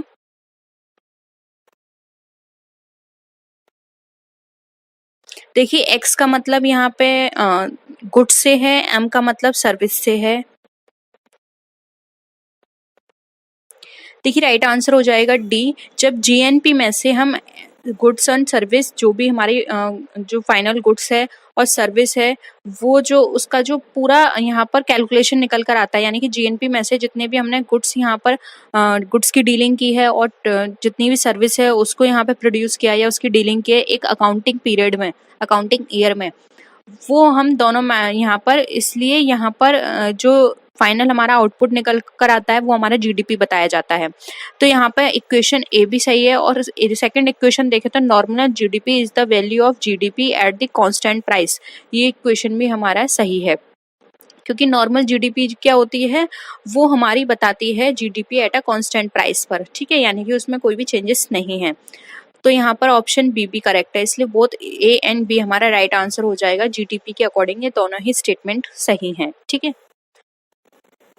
अगर आपको जीडीपी से रिलेटेड है, जीडीपी आपको नहीं समझ में आ रही है, क्या किस तरह से डीलिंग होती है, किस तरह से कैलकुलेट की जाती है नेशनल इनकम, जीडीपी, जीएनपी, तो प्लीज बता दीजिएगा, हम एक थ्योरी इसके ऊपर कर लेंगे जिससे कि आपको एक बेसिक कॉन्सेप्ट इसका क्लियर हो जाए, ठीक है। Next, which of the following is added to national income while calculating personal income? Transfer payments to individuals, social security contributions, corporate taxes या फिर undistributed profit। जल्दी करते हैं, आज 12 क्वेश्चन ही हुए हैं और टाइम हमारा काफी हो चुका है, ठीक है, जल्दी बताइए। देखिए यहाँ पर अगर हम बात करें अपने आंसर्स की, तो यहाँ पर जो हमारा आंसर होगा, जल्दी बताइए फिर मैं बताऊं आपको। ए राइट आंसर हो जाएगा, ट्रांसफर पेमेंट्स टू इंडिविजुअल्स। अब ए क्यों है, देखिए जो इंडिविजुअल इनकम जो होती है उस और जो पर कैपिटा इनकम है, दोनों हमारी सेम है, और ये टोटल जो होता है ये वो हमारी इनकम बताता है जिसमें हमारा एक्चुअली एक इंडिविजुअल या डोमेस्टिक रीजन में किसी पर्सन ने रिसीव की है, यानी कि पर कैपिटा इनकम हम कैसे कैलकुलेट करेंगे, जो हमारी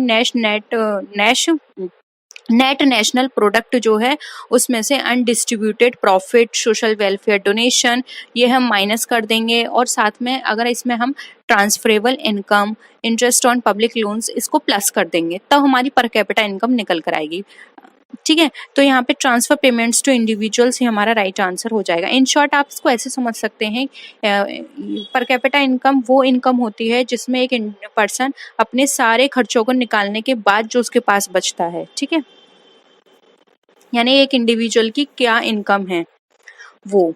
नेक्स्ट है, if marginal utility is zero, total utility is maximised, an additional unit of consumption will decrease total utility, an additional unit of consumption will increase total utility, या फिर both A and B, बताइए।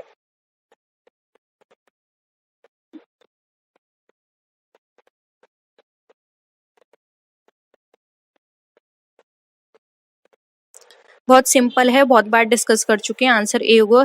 देखिए जब total utility maximise पहुंच जाती है तो हमारी मार्जिनल यूटिलिटी वहां जीरो होती है, ठीक है। नेक्स्ट है, which of the following is not the feature of oligopoly, इसमें से कौन सा ओलिगोपॉली का फीचर नहीं है।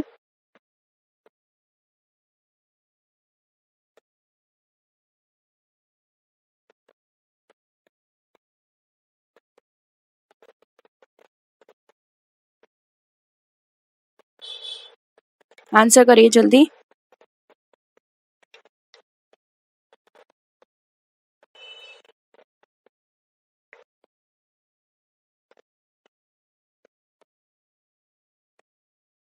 Small number of sellers, absence of mutual dependence of firm, possibility of firm forming cartel, या फिर all of the above।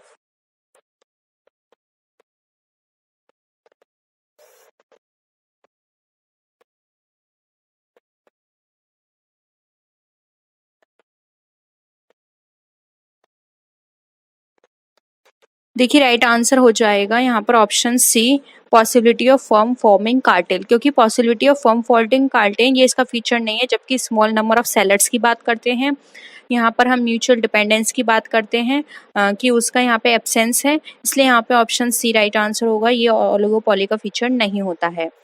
Next question पे आते हैं, according to law of diminishing marginal utility, total utility is at increasing is at a maximum with the first unit, second है increasing units of consumption increase the marginal utility, third है total utility will rise at a falling rate as more units are consumed, and fourth है हमारा marginal products will fall as more units are consumed. बताइए।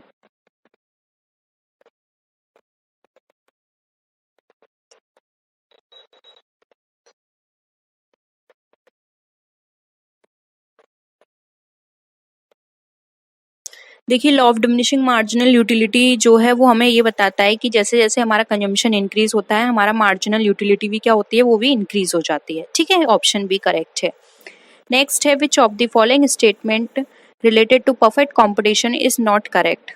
First है the price elasticity of demand is infinity, AR is equal to MR, buyers have perfect knowledge of market, firms earn supernormal profit in long run। बताइए।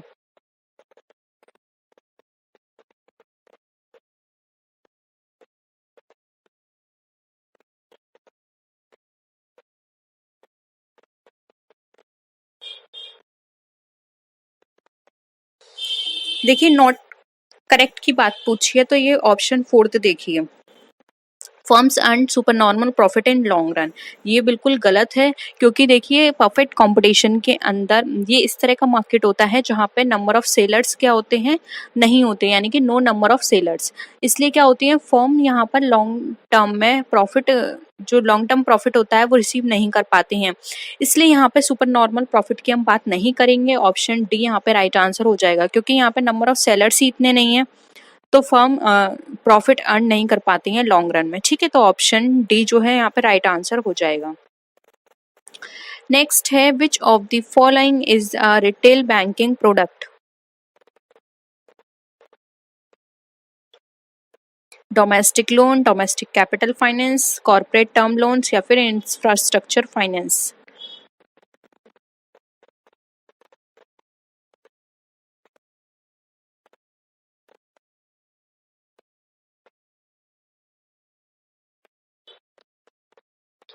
देखिए इसका right answer होगा ए domestic loans, क्योंकि retail banking को हम consumer banking भी बोलते हैं। ये एक मास मार्केटिंग का एक प्रोडक्ट है, मास मार्केट बैंकिंग का। इसके अंदर इंडिविजुअल कस्टमर अपने लोकल ब्रांचेस से लार्ज कमर्शियल बैंक्स जो होती हैं उनकी लोकल ब्रांचेस को यूज़ करते हैं, उनकी सर्विस और लेते हैं, जैसे कि checking accounts, mortgage, personal loans, debit credit cards और सर्टिफिकेट ऑफ डिपॉजिट, इस तरह की चीज़ें लेते हैं। इसलिए यहाँ पे डोमेस्टिक लोन्स आ जाएगा। ठीक है, नेक्स्ट है in the field of banking sector what is the full form of ECS. Banking sector के फॉर्म में आपको बतानी है, बताइए।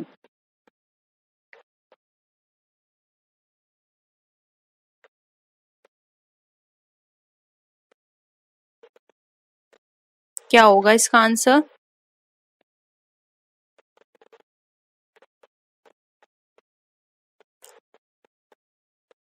राइट आंसर हो जाएगा डी इलेक्ट्रॉनिक क्लियरिंग सर्विस।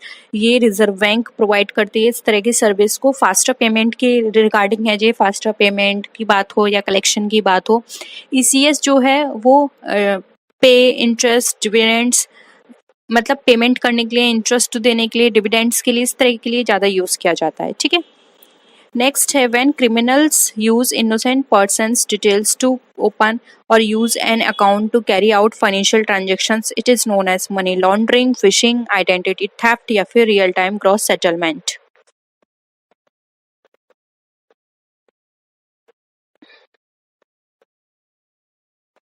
देखिए इसको बोलते हैं फिशिंग। फिशिंग के अंदर आपके पर्सनल इन्फॉर्मेशंस को यूज़ किया जाता है फाइनेंशियल ट्रांजेक्शन्स के लिए। जब भी आप किसी की भी साइट से फाइनेंशियल ट्रांजेक्शन्स करते हैं तो वहाँ पर आप अपना इन्फॉर्मेशंस वहाँ पे डालते हैं, जैसे कि एटीएम की सारी वहाँ पे पूछा जाता है आपसे, आपके कार्ड के नंबर, आपका नाम। तो इस तरह की चीज़ें क्या होती हैं, थर्ड पार्टी या फिर जो हैकर्स होते हैं वो वहाँ पर आपको क्या कर लेते हैं, हैक कर लेते हैं वो सारी इन्फॉर्मेशंस।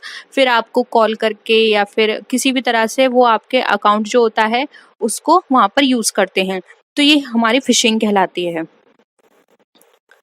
नेक्स्ट है the international bank for reconstruction and development, यानी कि वर्ल्ड बैंक जो है वो कब स्टेब्लिश किया गया था?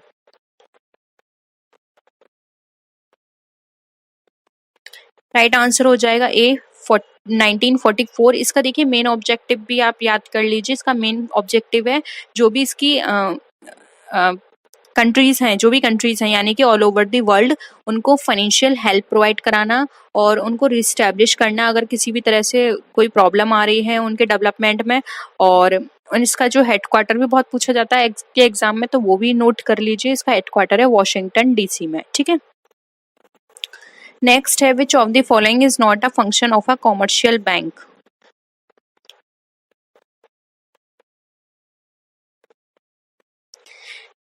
जल्दी बताइए, बहुत सिंपल है।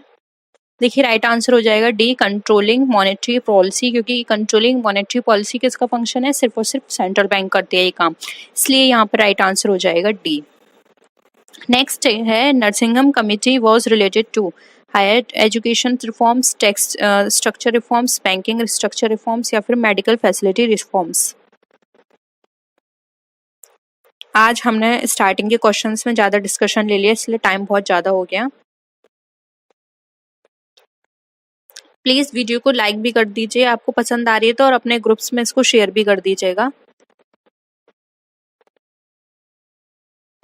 जल्दी से आंसर करिए।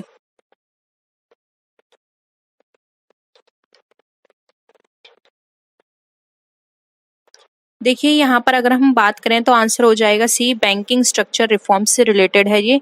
इंडियन गवर्नमेंट ने डिफरेंट कमीशंस इसके लिए यहाँ पर फॉर्म किए थे बैंकिंग सिचुएशन की एनालिसिस करने के लिए, उनको इम्प्रूव करने के लिए, जिसमें सबसे ऊपर सबसे इम्पोर्टेंट है एम नरसिंघम कमीशन या फिर कमिटी, ठीक है। नेक्स्ट है X Y and Z are partner sharing profits and losses in the ratio of 1/5, 1/3 and 7/15 respectively. 7 retired and his share was taken up by X and Y in the ratio of 3:2. What will be the new ratio? मैं इस question को आपको पहले करा चुकी हूँ।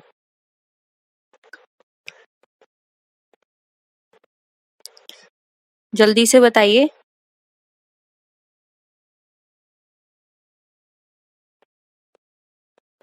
मैं ये आपको एक होमवर्क दूं क्वेश्चन?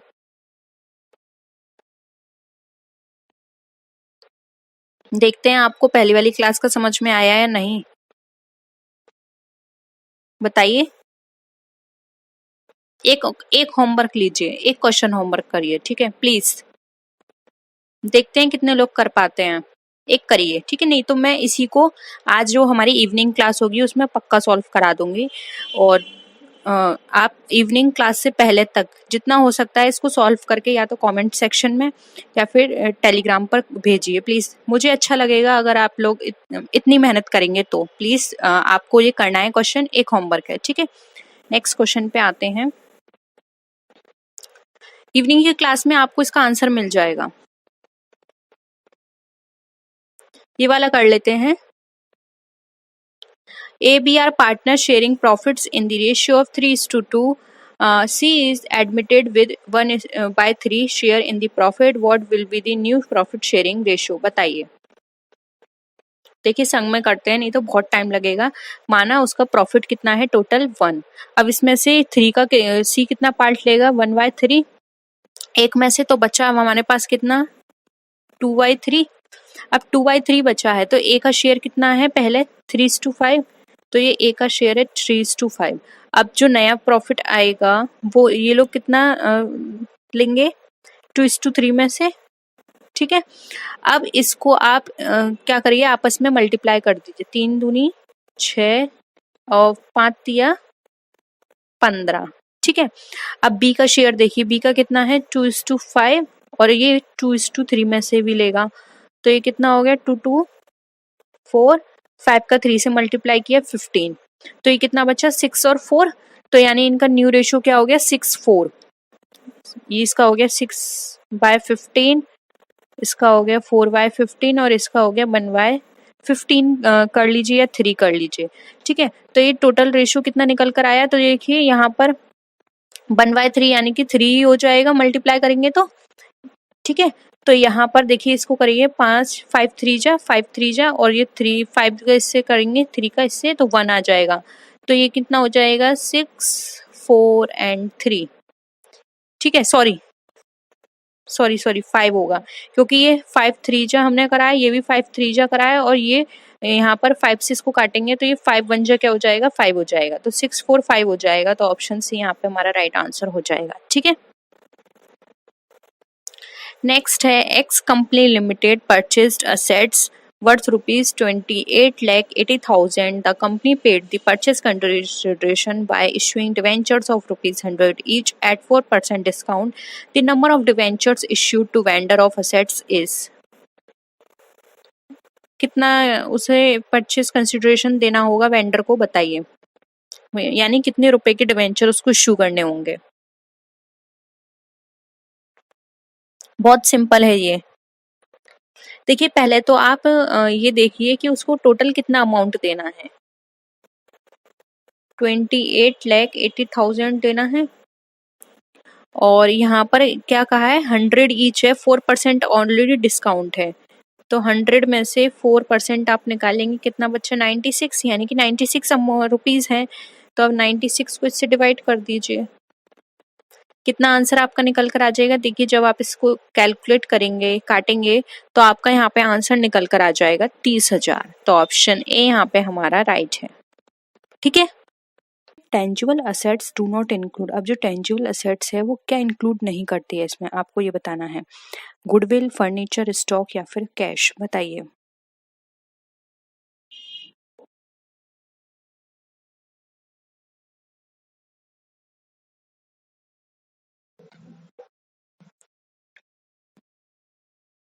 देखिए टेंजिबल असेट्स क्या होती हैं, जिनको हम टच कर सकते हैं, जिनको हम देख सकते हैं। तो फर्नीचर, स्टॉक एंड कैश, इन सबको हम टच भी कर सकते हैं, देख भी सकते हैं, लेकिन गुडविल को नहीं कर सकते। इसलिए यहाँ पे ऑप्शन क्या ये हो जाएगा, हमारा राइट आंसर हो जाएगा। सिंपल था ये क्वेश्चन। सेकंड क्वेश्चन है the credit balance of personal account is, अब क्रेडिट बैलेंस जो है पर्सनल अकाउंट का वो क्या है, कैश इन हैंड है, अमाउंट रिसीवेबल है, अमाउंट अर्न है या फिर अमाउंट पेएबल है।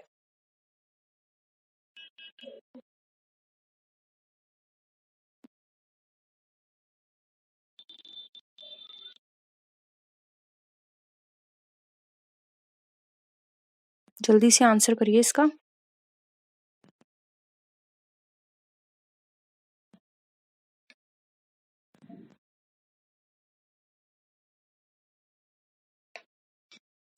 देखिए क्रेडिट बैलेंस पूछा है, तो क्रेडिट बैलेंस का मतलब होता है आपको कोई अमाउंट देना है। ठीक है, तो यहाँ पर देखिए ऑप्शन डी जो है वो राइट आंसर हो जाएगा, अमाउंट पेएबल। और अगर डेबिट की बात करते हो तो डेबिट का मतलब होता है आपको कुछ रिसीव करना है, तो वो हो जाता है अमाउंट रिसीवेबल। ठीक है, तो यहाँ पर ऑप्शन डी हमारा राइट आंसर हो जाएगा, क्योंकि यहाँ पर आपसे क्रेडिट बैलेंस पूछा गया है। नेक्स्ट क्वेश्चन है trial balance is, trial balance क्या है, an account, subsidiary book, a list of final account।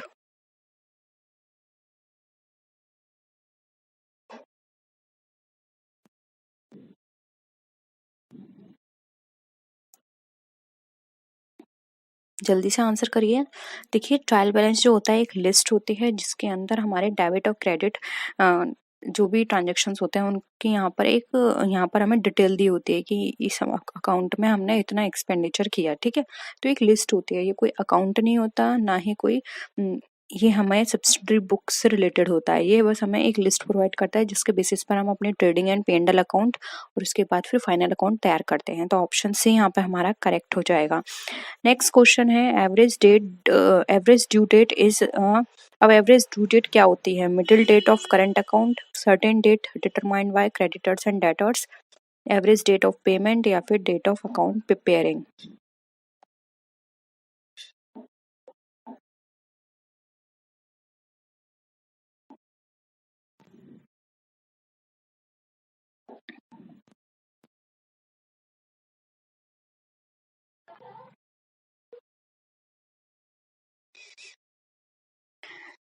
Answer करिए जल्दी से।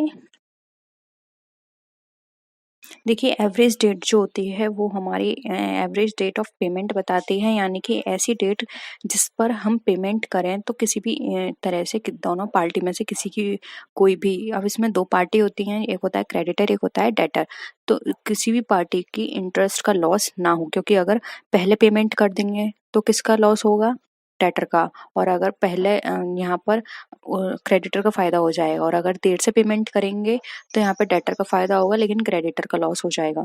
इसलिए बीच की डेट निकाली जाती है जिसको बोलते हैं एवरेज डेट ऑफ पेमेंट, जिस पर ना डेटर को कोई प्रॉब्लम होगी ना ही क्रेडिटर को। ठीक है, तो ऑप्शन सी यहाँ पे हमारा करेक्ट है। नेक्स्ट डेट है क्वेश्चन है which is the fundamental accounting equation from the following. अब इसमें फंडामेंटल अकाउंटिंग इक्वेशन आपको बतानी है।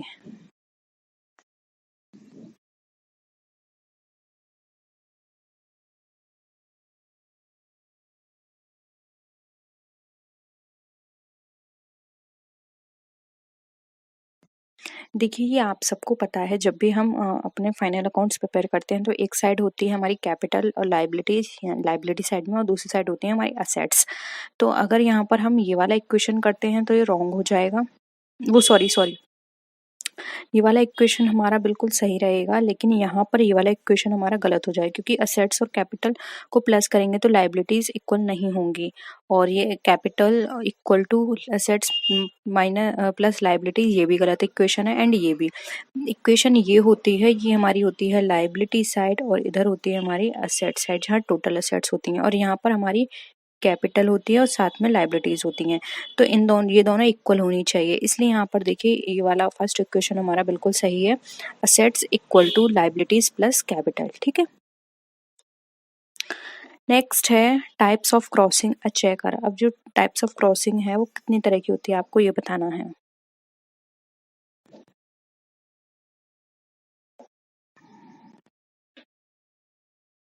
2 है, 3 है, 4 है या 6 है, और अगर नाम भी पता हो कि ये टाइप है और ये इनके नाम है तो वो भी मेंशन कर दीजिए।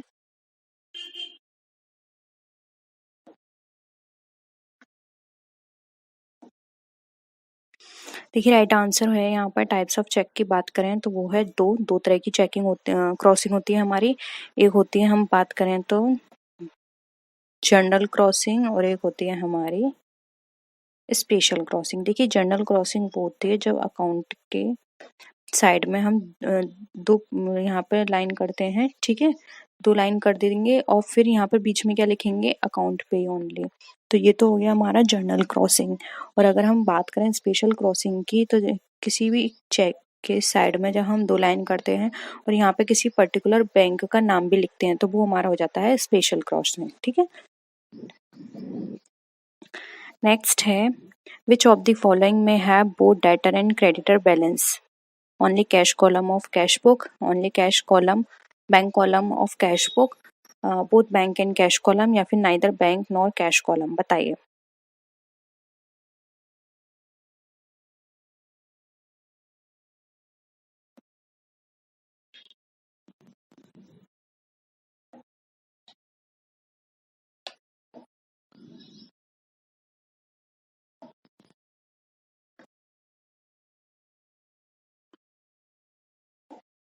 आंसर करिए जल्दी।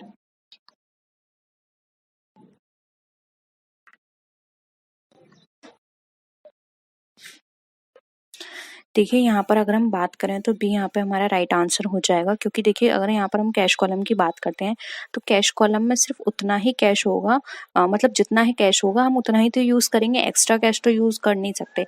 लेकिन बैंक कॉलम में क्या होता है, हम कई बार लोन भी ले लेते हैं, यानी कि हमारे पास कैश ना होकर भी हम उसको उससे ज्यादा एक्सपेंस कर देते हैं, अपने अकाउंट में ना होकर भी ज्यादा उसको खर्च कर देते हैं। ठीक है, क्योंकि वहां पर हमें हो सकता है ओवरड्राफ्ट फैसिलिटी हमने ले रखी हो, लोन फैसिलिटी हमने ले रखी हो। ठीक है, तो यहाँ पर only bank column of cash book हमारा राइट आंसर हो जाएगा। ठीक है, क्योंकि इसमें डेबिट साइड भी हो सकता है बैलेंस और क्रेडिट साइड भी हो सकता है बैलेंस। नेक्स्ट है the lowest enclosure of filing is the file. बताइए, लोअरेस्ट एनक्लोजर कौन सा है फाइलिंग का, फाइल के अंदर, wire filing, hanging filing, standing filing, या फिर बोथ बी एंड सी।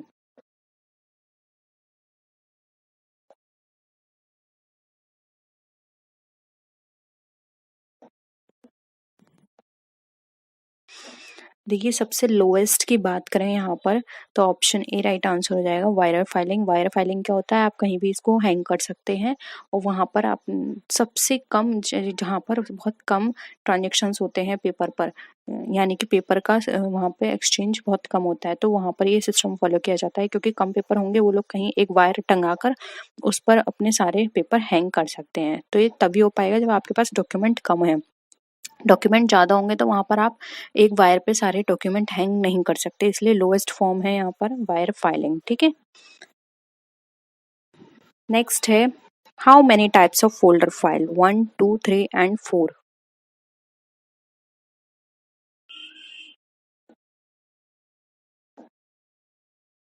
बताइए कितनी तरह की फोल्डर फाइल होती हैं हमारी।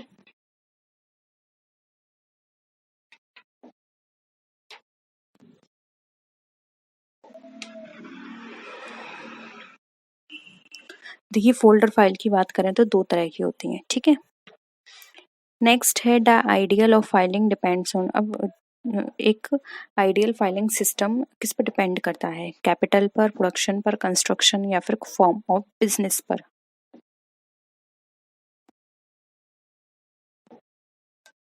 अगेन वेरी सिंपल है ये क्वेश्चन। 2019 का ओवरऑल पेपर देखें तो सिंपल आया था।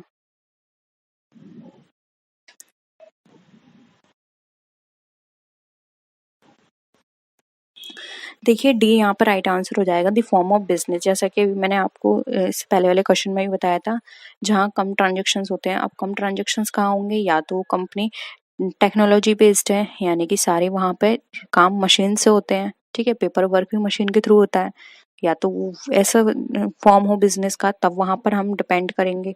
ठीक है, और कि कौन सा सिस्टम होना चाहिए, या फिर वहाँ पर सारा काम कैसा होता है, स्मॉल बिजनेस है। ठीक है, तो ये डिपेंड करता है बिजनेस का टाइप क्या है। तो हम आइडियल सिस्टम कोई एक पर्टिकुलर लेकर नहीं चल सकते, आइडियल सिस्टम सारे हो सकते हैं, डिपेंड करता है कि फॉर्म कैसी है बिजनेस की। ठीक है, नेक्स्ट है यूज ऑफ साइन कार्ड। अब साइन कार्ड जो होता है कहाँ यूज किया जाता है, card indexing, vowel, letter book indexing या फिर क्रॉस इंडेक्सिंग।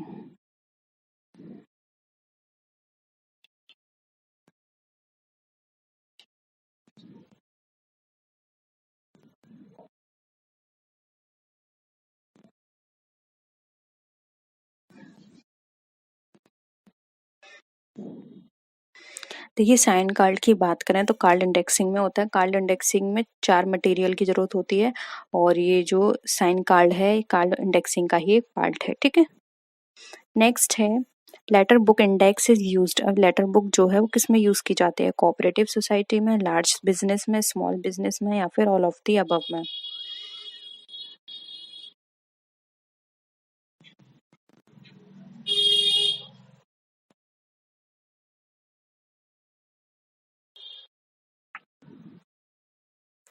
लेटर बुक की बात की जा रही है तो देखिए सी आंसर हो जाएगा, क्योंकि लेटर बुक में आपके सारे डॉक्यूमेंट कैसे आएंगे, ए बी सी, और अगर ए से ही ये मान के चलिए आपके पास 1000 डॉक्यूमेंट है, तो पूरे जेड तक कितने सारे हो जाएंगे, तो उनको फाइंड आउट करना मुश्किल है, या 1000 से ज्यादा भी हो सकते हैं। तो एक स्मॉल बिजनेस में सही रहेगा, अगर 100 भी हैं तब भी इतनी प्रॉब्लम नहीं होगी। तो स्मॉल बिजनेस के लिए लेटर बॉक्स वाली इंडेक्सिंग बिल्कुल करेक्ट है। ठीक है, नेक्स्ट है what is the main objective of commercial bank, provide services, earn profit, welfare of public pupil या फिर all of these।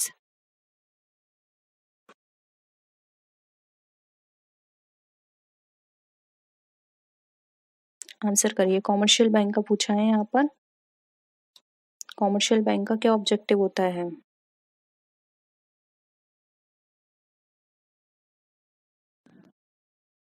देखिए कॉमर्शियल बैंक की बात की गई तो इसका मेन पर्पस होता है अर्न करना प्रॉफिट, और अगर इसके जगह कोऑपरेटिव बैंक पूछा गया होता है तो कोऑपरेटिव बैंक का काम होता है सोसाइटी की हेल्प करना, वेलफेयर ऑफ द पीपल और प्रोवाइड सर्विसेज। ठीक है, लेकिन कॉमर्शियल पूछा है तो ऑप्शन बी यहाँ पे हमारा करेक्ट हो जाएगा।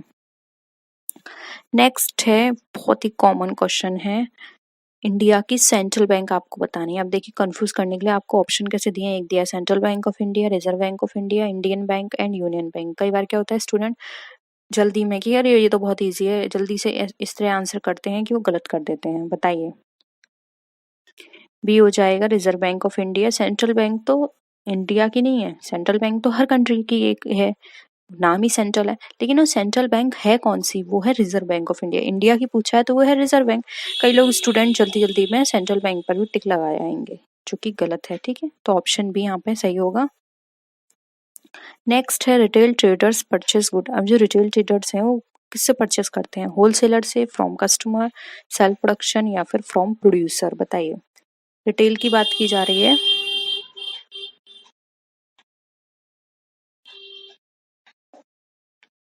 देखिए यहाँ पर इसका राइट आंसर हो जाएगा ए होलसेलर। रिटेल होलसेलर्स खरीदते हैं। देखो ऐसी चेन होती है, प्रोड्यूसर, प्रोड्यूसर से खरीदेगा कौन, होलसेलर, होलसेलर से खरीदेगा रिटेलर, और रिटेलर से कौन खरीदेगा, कस्टमर। अब बीच में एजेंट भी आ सकते हैं, जैसे प्रोड्यूसर से होलसेलर में भी एजेंट आ गया, यहाँ एजेंट आ गया, यहाँ एजेंट आ गया। ये डिपेंड करता है, वैरायटी है इसमें, बहुत सारी फॉर्म्स हैं इनकी चेन की। ये एक सिंपल मैंने आपको ओवरऑल बता दी है। कई बार क्या होता है, डायरेक्ट प्रोड्यूसर से कस्टमर भी आ जाता है, बीच में एक एजेंट होगा, या फिर नहीं भी हो सकता, या फिर डायरेक्ट प्रोड्यूसर से रिटेलर भी आ सकता है। डिपेंड करता है किस जगह पर कौन सा प्रोडक्ट की बात की जा रही है। लेकिन यहाँ पर ए हो, पी से हमारा क्या हो जाएगा, डब्ल्यू, डब्ल्यू से आर, आर से सी, तो इसलिए यहाँ पे ऑप्शन ए हमारा करेक्ट है। नेक्स्ट है what is credit control, credit expansion, contraction of credit, expansion and contraction of current supply, currency supply, या फिर all of these.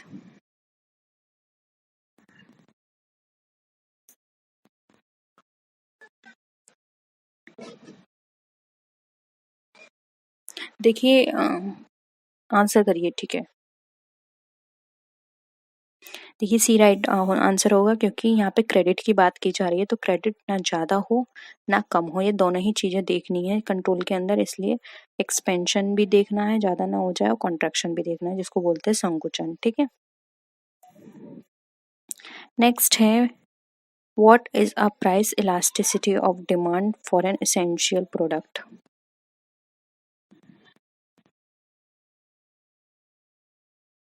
0, 1, more than 1, less than 1।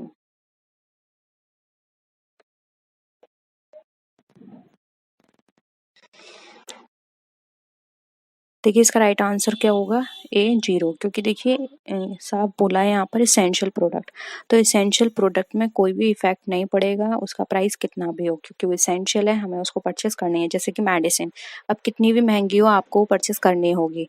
Salt महंगा है फिर भी आपको परचेस करना है, लेकिन ये चीज़ें ऐसी हैं कि इनके प्राइस कम होने पर आप इनको ज़्यादा भी परचेस नहीं कर सकते। मेडिसिन कोई एक्स्ट्रा परचेस नहीं करके रखेगा, सॉल्ट कोई परचेस करके नहीं रखेगा, ठीक है। तो कुछ ऐसी चीज़ें हैं जो प्राइस कम हो या ज़्यादा हो, आप पे कोई उसका इफेक्ट नहीं पड़ेगा, आपके लिए वो जितनी डिमांड पहले थी उतनी ही आगे बनी रहेगी, ठीक है। नेक्स्ट है which economist gave the definition of economics as welfare.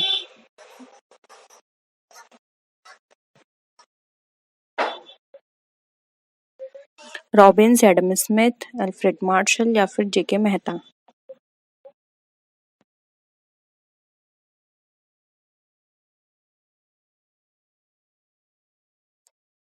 जल्दी बताइए।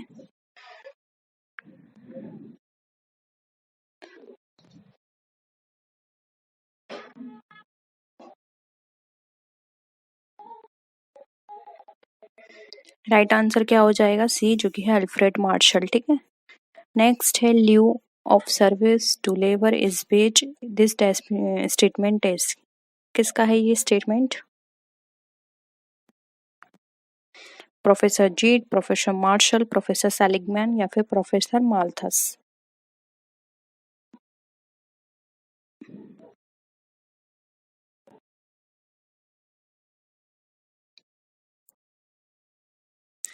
अगेन ये स्टेटमेंट भी दिया है प्रोफेसर मार्शल ने, ठीक है। नेक्स्ट है labour is an dash means of production, कैसा है, एक्टिव, इनएक्टिव, डायनेमिक, या फिर नन ऑफ दिस।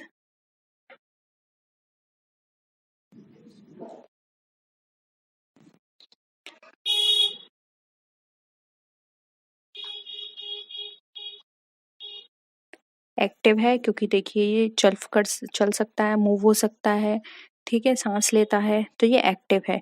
इनएक्टिव क्या हो जाती हैं? लैंड आपके लिए इनएक्टिव है, मशीन आपके लिए इनएक्टिव है, ठीक है। तो यहाँ पर ये क्या हो जाएगा? ए।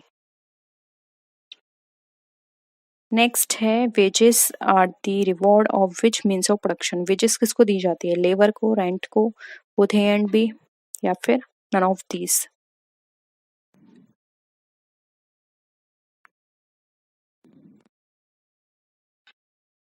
आंसर करिए जल्दी।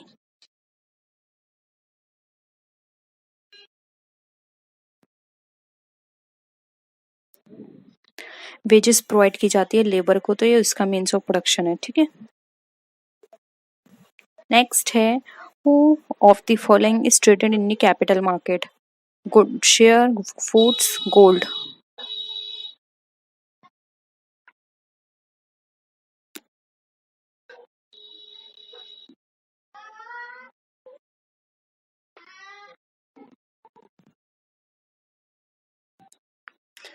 देखिए राइट आंसर हो जाएगा ए, जो कि है शेयर। शेयर और बॉन्ड ये हमारे यहाँ पर बेचे और खरीदे जाते हैं, ठीक है। शेयर्स हो गए, डिवेंचर्स हो गए। नेक्स्ट है which of the following can be converted into capital market? Capital market में क्या कन्वर्ट कर सकते हैं? Currency in security, securities in currency. बताइए।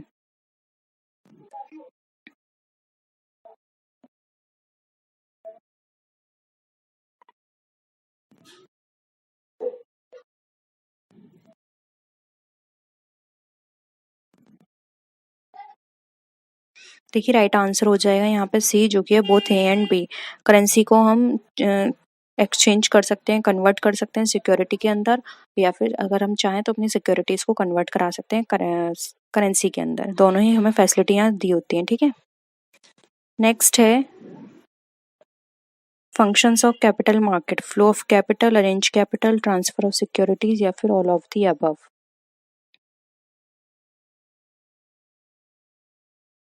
क्या होता है कैपिटल मार्केट का फंक्शन?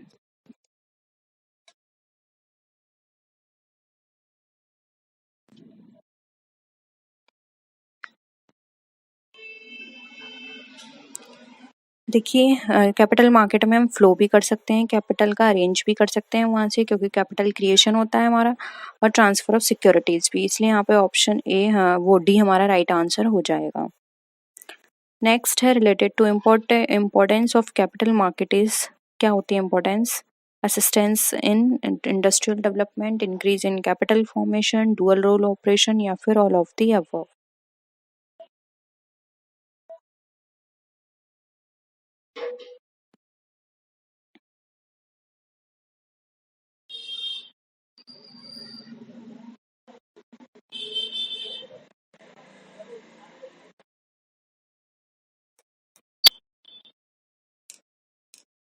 बताइए। देखिए डी राइट आंसर हो जाएगा। जो कैपिटल मार्केट है, डुअल रोल क्या होता है, जो अभी मैंने आपको बताया, करेंसी को हम कर सकते हैं किसमें? सिक्योरिटीज में, और सिक्योरिटीज को करेंसीज में। तो डुअल रोल ऑपरेशन हो गया, इंक्रीज इन कैपिटल फॉर्मेशन भी होता है, और असिस्टेंट करता है इंडस्ट्रियल डेवलपमेंट में, ठीक है। तो ऑप्शन डी यहाँ पे हमारा करेक्ट है। Source of obtaining long term finance, यानी लॉन्ग टर्म फाइनेंस को उसका उसका सोर्स आपको बताना है। लॉन्ग टर्म को हम किस तरह से रेज कर सकते हैं? Debentures, preferential share, specific financial institutions, या फिर all of the above. Answer करिए।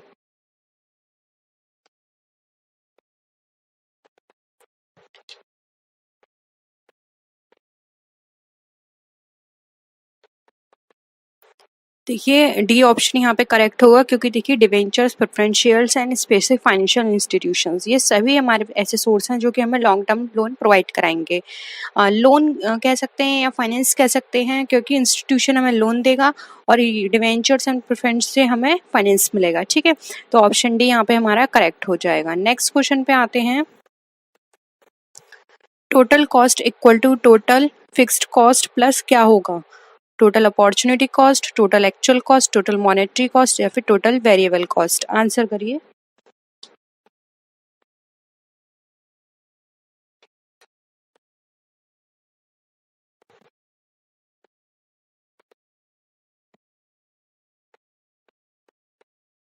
Again it is very simple. देखिए जब हम टोटल कॉस्ट निकालते हैं तो हम वहाँ पर दो कॉस्ट लेके चलते हैं, एक फिक्स्ड कॉस्ट, एक वेरिएबल कॉस्ट। फिक्स्ड कॉस्ट हमारी कांस्टेंट रहती है, वेरिएबल हमारी चेंज होती रहती है, ठीक है, हमारे प्रोडक्शन के अकॉर्डिंग। तो यहाँ पे ऑप्शन डी राइट आंसर हो जाएगा। जब हम टोटल फिक्स्ड कॉस्ट में टोटल वेरिएबल कॉस्ट को ऐड करेंगे तो हमारी टोटल कॉस्ट निकल कर आ जाएगी, ठीक है। नेक्स्ट है what is written between special crossing. Special crossing के बीच में क्या लिखा जाता है?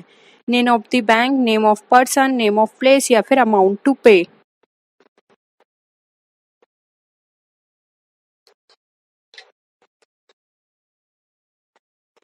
मैंने आपको बताया था कि दो तरह की क्रॉसिंग होती है हमारी, एक होती है जनरल क्रॉसिंग या सिंपल क्रॉसिंग और दूसरी होती है हमारी स्पेशल क्रॉसिंग। तो स्पेशल क्रॉसिंग में पूछा गया है यहाँ पर।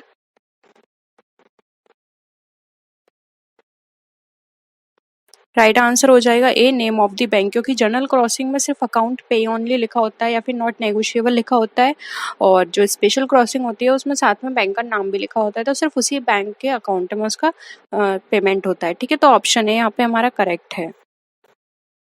नेक्स्ट देखिए, where the cheques is paid by crossing, on the bank window, by bank account, at the customers home या फिर नन ऑफ द अबव। क्या होगा इसका आंसर? ये सब आपके 2019 में पूछे गए क्वेश्चन है, तो ये मत सोचेगा मैंने आपको बहुत सिंपल कराए हैं।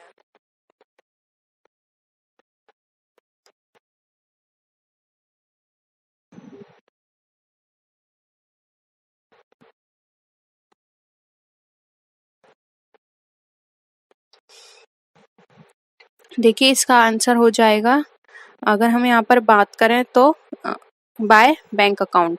बैंक अकाउंट में किया जाता है, इनका मेन पर्पस ही यही होता है कि इनका विंडो पे पेमेंट ना हो, जिससे कि फ्रॉड को रोका जा सके, इसलिए इनका अकाउंट पेमेंट जो होता है डायरेक्ट बैंक के अकाउंट में होता है, ठीक है। नेक्स्ट है ऑडिट प्रोग्राम इंक्लूड है। और ऑडिट प्रोग्राम में क्या इंक्लूड होता है? Check of trial balance, check of bank balance, verification of cash या फिर all of the above.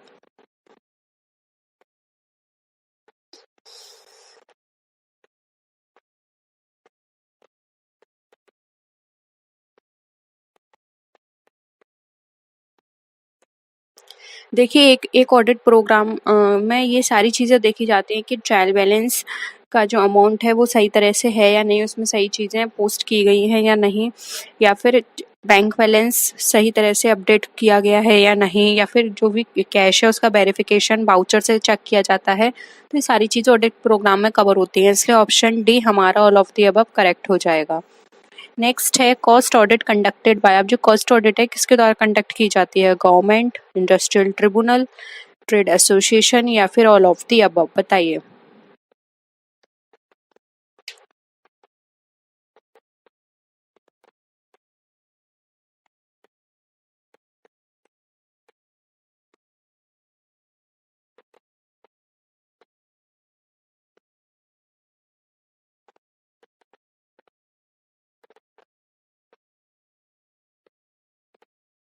Right answer हो जाएगा डी कि एक कॉस्ट ऑडिट को कोई भी कंडक्ट करा सकती है, जिसे भी कॉस्ट के बारे में अगर थोड़ा सा भी लगता है कि यहाँ पर कॉस्ट को ठीक तरह से मेंटेन नहीं किया जा रहा है या फिर कॉस्ट का यहाँ पे किसी भी तरह से मैनिपुलेशन किया जा रहा है, तो कोई भी करा सकता है जिसको भी डाउट होता है। तो फिर वो चाहे गवर्नमेंट हो, इंडस्ट्रियल ट्रिब्यूनल हो या फिर कोई ट्रेड एसोसिएशन हो, ठीक है। तो ऑप्शन डी यहाँ पे हमारा करेक्ट है। नेक्स्ट है ऑडिटर इज एन। ऑडिटर क्या होता है? एम्प्लॉय होता है, एम्प्लॉयर होता है, इंडिपेंडेंट पर्सन या फिर अकाउंटेंट। बहुत अच्छे से आंसर करिएगा, थोड़ा सा आपको कंफ्यूजन करने के लिए यहाँ पे इस तरह के ऑप्शंस दिए हुए हैं, ठीक है।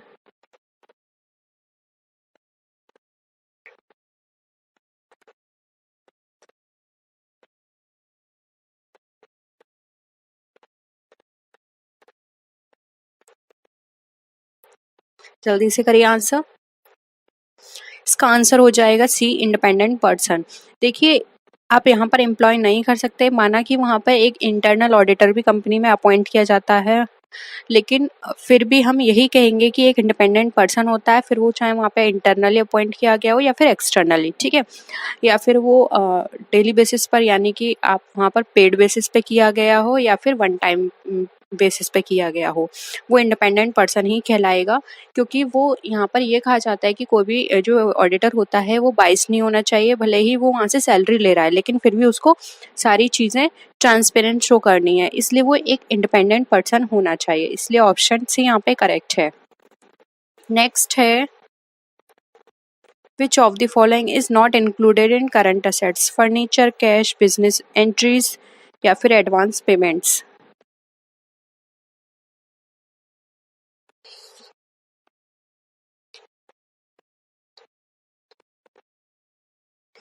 आंसर करिए इसका।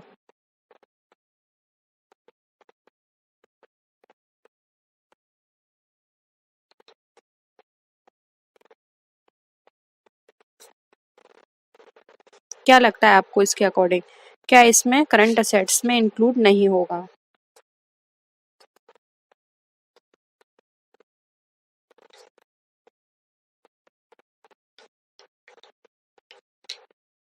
देखिए फर्नीचर जो है वो फिक्स असेट्स का काम करता है, फिक्स असेट में आता है क्योंकि लॉन्ग टर्म में हमें बेनिफिट प्रोवाइड करेगा, इसलिए यहाँ पर ये फिक्स असेट है, राइट आंसर हो जाएगा, जो कि करंट असेट में इंक्लूड नहीं होगा।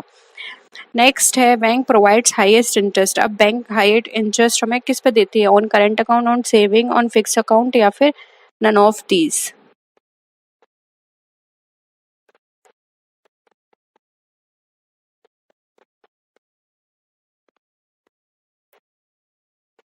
देखिए इसका आंसर हो जाएगा सी, फिक्स्ड अकाउंट। एक फिक्स अकाउंट पर हमें बैंक हाईएस्ट इंटरेस्ट प्रोवाइड करती है, क्योंकि यहाँ पर एक फिक्स टाइम के लिए बैंक के पास वो जमा हो जाता है जिसको वो फर्दर कहीं और इन्वेस्ट करके अर्न कर सकती है इंटरेस्ट को, इसलिए वो यहाँ पर हमें हाई इंटरेस्ट पे करती है।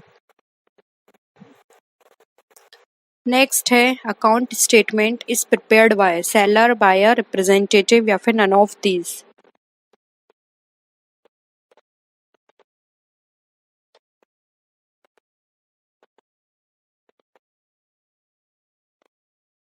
अकाउंट स्टेटमेंट कौन प्रिपेयर करेगा? जल्दी से आंसर करिए।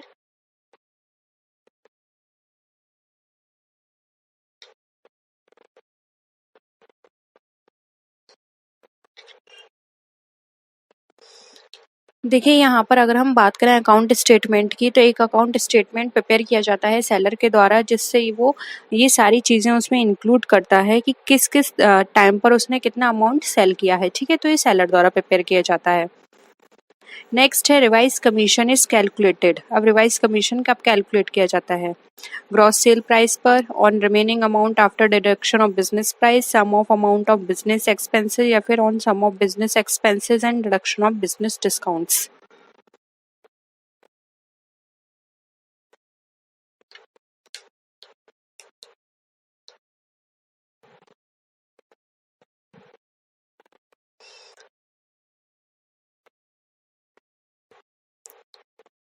देखिए ये हमेशा याद रखिएगा, जब भी हम रिवाइज कमीशन की बात करते हैं तो ये हमेशा ग्रॉस सेलिंग प्राइस पर यानी कि ग्रॉस सेल प्राइस पर ही हमारा कैलकुलेट किया जाता है, इसलिए ऑप्शन ए यहाँ पे हमारा करेक्ट हो जाएगा। नेक्स्ट है, gelatin is used in which system? Lithograph, hectograph, multigraph या फिर ऑल ऑफ दीज।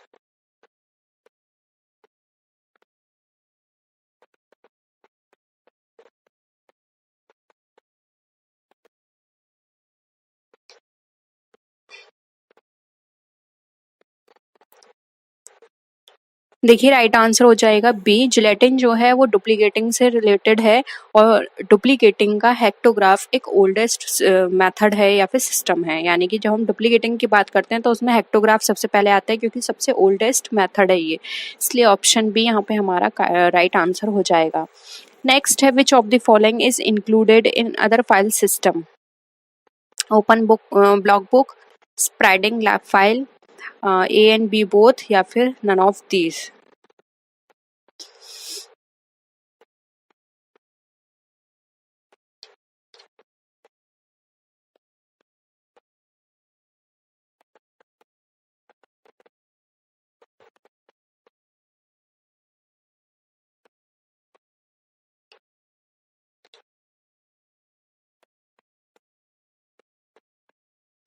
देखिए, जब भी हम फाइल सिस्टम की बात करते हैं तो वायर फाइल आती है हमारे माइंड में, फोल्डर फाइल आती है हमारे माइंड में, वोवेल फाइल आती है हमारे में, बहुत सारी फाइल्स आती हैं। लेकिन कभी भी हमने ओपन ब्लॉक फाइल या स्प्रेडिंग फाइल के बारे में बात नहीं की, क्योंकि ये हमारी अदर फाइल में आती हैं, जो कि इतनी फेमस नहीं है। इसलिए ऑप्शन ए और बी हमारा राइट आंसर हो जाएगा, both open block file and spreading file. ठीक है, नेक्स्ट है systematic and safe record of letters for future use is known as filing, indexing, copying या फिर डुप्लीकेटिंग। क्या कहा जाएगा?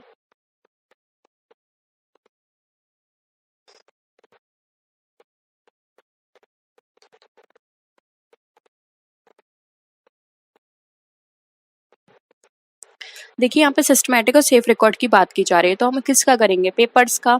तो किस में हम करेंगे? फाइलिंग के थ्रू। तो यहाँ पर ऑप्शन ए हमारा करेक्ट हो जाएगा, फाइलिंग। नेक्स्ट है, Indian reserve bank was established इन, कब स्टैब्लिश हुई थी? 1935, 47, 48 या फिर 34? बहुत ही सिंपल क्वेश्चन है ये।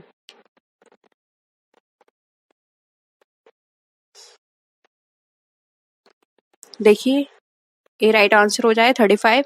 और अगर बाई चांस ये आपसे पूछा जाता है कि इंडियन रिजर्व बैंक का एक्ट कौन सा था, तो आ जाएगा 1934 एक्ट था इसका, 1934। और अगर इसके नेशनलाइजेशन की बात की जाए तो नेशनलाइज हुई थी 1949 में। ठीक है, तो इस्टेब्लिश है, तो ए राइट आंसर है 1935। नेक्स्ट है, which of the following organization controls bank credit in India? NABARD, reserve Indian reserve bank, regional rural bank या फिर IRDB?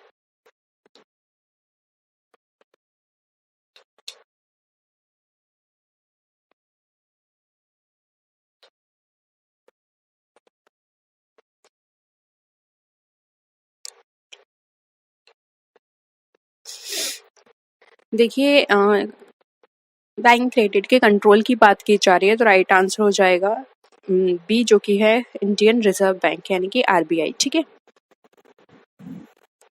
नेक्स्ट है, होलसेलर बाय गुड्स फ्रॉम। अब 2019 में क्वेश्चन पूछा गया था कि रिटेलर किससे बाय करता है। अब यहाँ पर पूछा गया है होलसेलर किससे बाय करता है, रिटेलर से, कंज्यूमर से, सेल्फ प्रोडक्शन है या फिर प्रोड्यूसर से? आंसर करिए। इसका सिंपल आंसर है डी। वहां भी मैंने आपको चेन के थ्रू समझाने की कोशिश की थी, अगर आपने वाली अ, इससे नेक्स्ट वो प्रीवियस वाली ही थी, डे 4 की क्लास, उसमें ही मैंने डिस्कस किया है। ठीक है, which of the following is Indian largest nationalised bank? State bank of India, फिर है हमारी reserve bank of India, central bank of India या फिर पंजाब नेशनल बैंक? बताइए।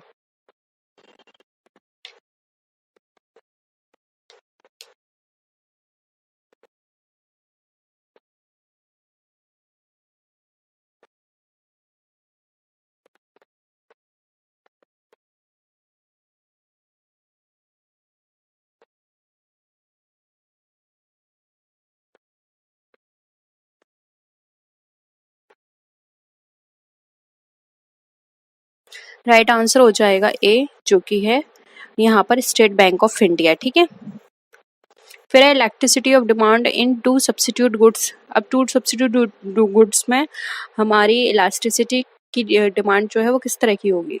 Infinite, zero, more than unit या फिर नन ऑफ दिस?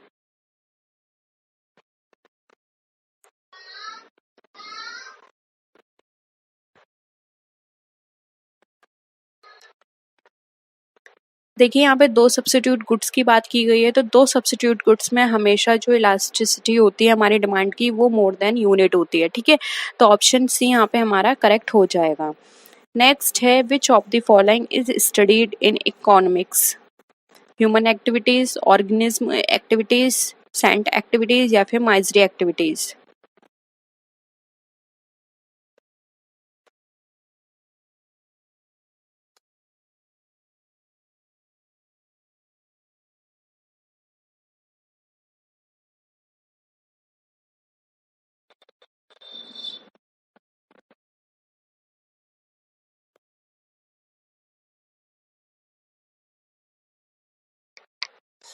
देखिए economics की बात करते हैं तो राइट आंसर हो जाएगा ए, ह्यूमन एक्टिविटीज़ की हम इसमें बात करते हैं, इनकी नीड की, इनकी डिमांड की, और इनकी ये देखते हैं इनकी अनलिमिटेड डिमांड्स हमारी लिमिटेड डिमांड से किस तरह सेटिस्फाई हो, इन सब चीज़ों के बारे में हम डिस्कस करते हैं, कंजम्पशन, प्रोडक्शन।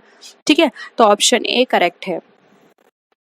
नेक्स्ट है who founded ordinal approach of utility, Marshall, Hicks, Adam Smith या फिर रिकार्डो।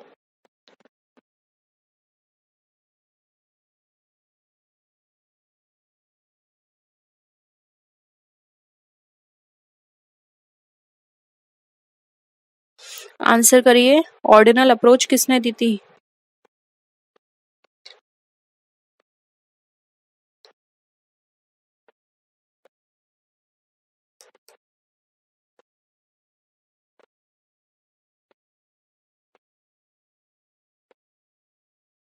देखिए राइट आंसर हो जाएगा बी, हिक्स। इनके अकॉर्डिंग ये कहा गया था कि जो हमारी यूटिलिटी है उसको हम कैलकुलेट नहीं कर सकते हैं, बस इसको सीक्वेंस कर सकते हैं, यानी कि हमें क्या चीज़ पहले चाहिए, क्या चीज़ बाद में चाहिए, हम सीक्वेंस कर सकते हैं, लेकिन हम ये नहीं बता सकते कि हमें किससे कितनी यूटिलिटी मिली। ये हमें कंज्यूमर के कंजम्पशन पर डिपेंड करता है, यानी कि अगर कंज्यूमर जिससे ज़्यादा कंज्यूम कर रहा है उससे उसे यूटिलिटी ज़्यादा मिल रही है, और जिससे वो कंज्यूम नहीं कर रहा है उससे उसको यूटिलिटी नहीं मिल रही है, लेकिन कितनी मिल रही है ये हम मेजर नहीं कर सकते। ठीक है, ये इन्होंने इसमें बताया है। नेक्स्ट है choose correct option, labour is destroyable, labour is undestroyable, A and B both या फिर नन ऑफ द अबव।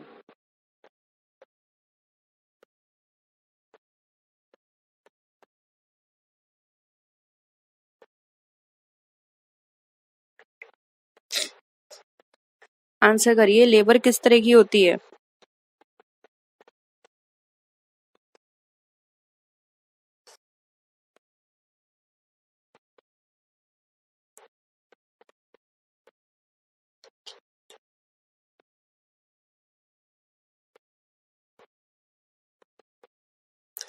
देखिए यहाँ पर बात करें तो ऑप्शन सी राइट आंसर हो जाएगा, लेबर हमारी डिस्ट्रॉयबल भी हो सकती है, अनडिस्ट्रॉयबल भी हो सकती है, दोनों ही तरह की हो सकती है। हम ये नहीं कह सकते कि ये जो लेबर है सिर्फ हमारे लिए डिस्ट्रॉयबल का काम करेगी, क्योंकि लेबर जो होती है वो हमारे फिजिकल मेंटल दोनों तरह का काम करते हैं हमारे प्रॉफिट को अर्न करने के लिए। ये फिजिकल वर्क भी करेगी, मेंटल एक्टिविटीज भी करेगी, जो कि डिस्ट्रॉयबल है नेचर में। ठीक है, तो यहाँ पर ऑप्शन ए और बी हमारा राइट आंसर हो जाएगा, यानी कि ऑप्शन सी। ठीक है,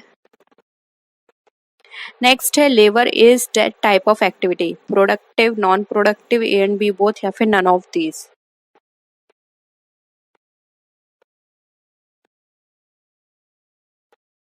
अगेन वही वाली चीज आ गई, डिस्ट्रॉयबल अनडिस्ट्रॉयबल।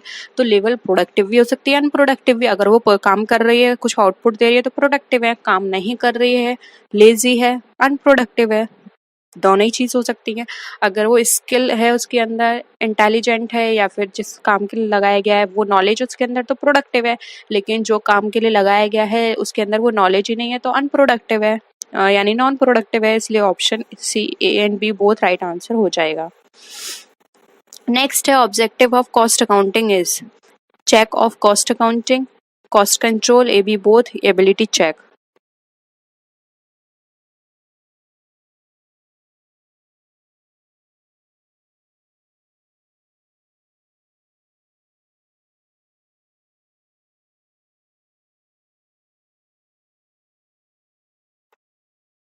देखिए कॉस्ट की बात की गई है तो ये पूरा इसकी एक्टिविटी कहाँ पर घूमेगी, सिर्फ कॉस्ट के आसपास घूमेगी। तो यहाँ पे कॉस्ट को, अकाउंटिंग को चेक करना, कॉस्ट कंट्रोल करना, सिर्फ इसका यही काम है। तो option A and B both right answer हो जाए। ये बस ये देखिए कॉस्ट का सही तरह से रिकॉर्ड किया जा रहा है या नहीं, जितनी कॉस्ट हम यूज़ कर रहे हैं, या फिर सही तरह से यूज़ हो रहा है या नहीं, या फिर उनका वेरिफिकेशन सही तरह से हो रहा है या नहीं। ये सब चीज़ें इनका देखने का काम होता है। ऐसा तो नहीं है एक्स्ट्रा कॉस्ट आपने रिकॉर्ड कर दिया या फिर कम कॉस्ट आपने रिकॉर्ड करी है, सिर्फ इसका यही काम होता है। ठीक है, तो ऑप्शन सी यहाँ पे करेक्ट है। नेक्स्ट है who can cross the cheque, drawer, holder, banker, all of this. कौन क्रॉस कर सकता है, यानी कि ये चेक के साइड में दो तिरछी लाइन होती है, वो कौन काट सकता है?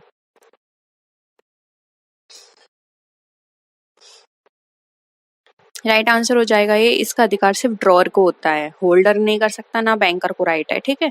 और इसमें अब तक कोई डाउट हो तो प्लीज बता दीजिए, कंटिन्यू करेंगे आगे और भी क्लासेस को, ठीक है। तो होप यहाँ पर आपको सारे क्वेश्चंस क्लियर हैं, कोई भी डाउट है जरूर बताइएगा। नेक्स्ट वीडियो में फिर मिलते हैं और भी अच्छे क्वेश्चंस के साथ, तब तक के लिए टेक केयर, बाय बाय।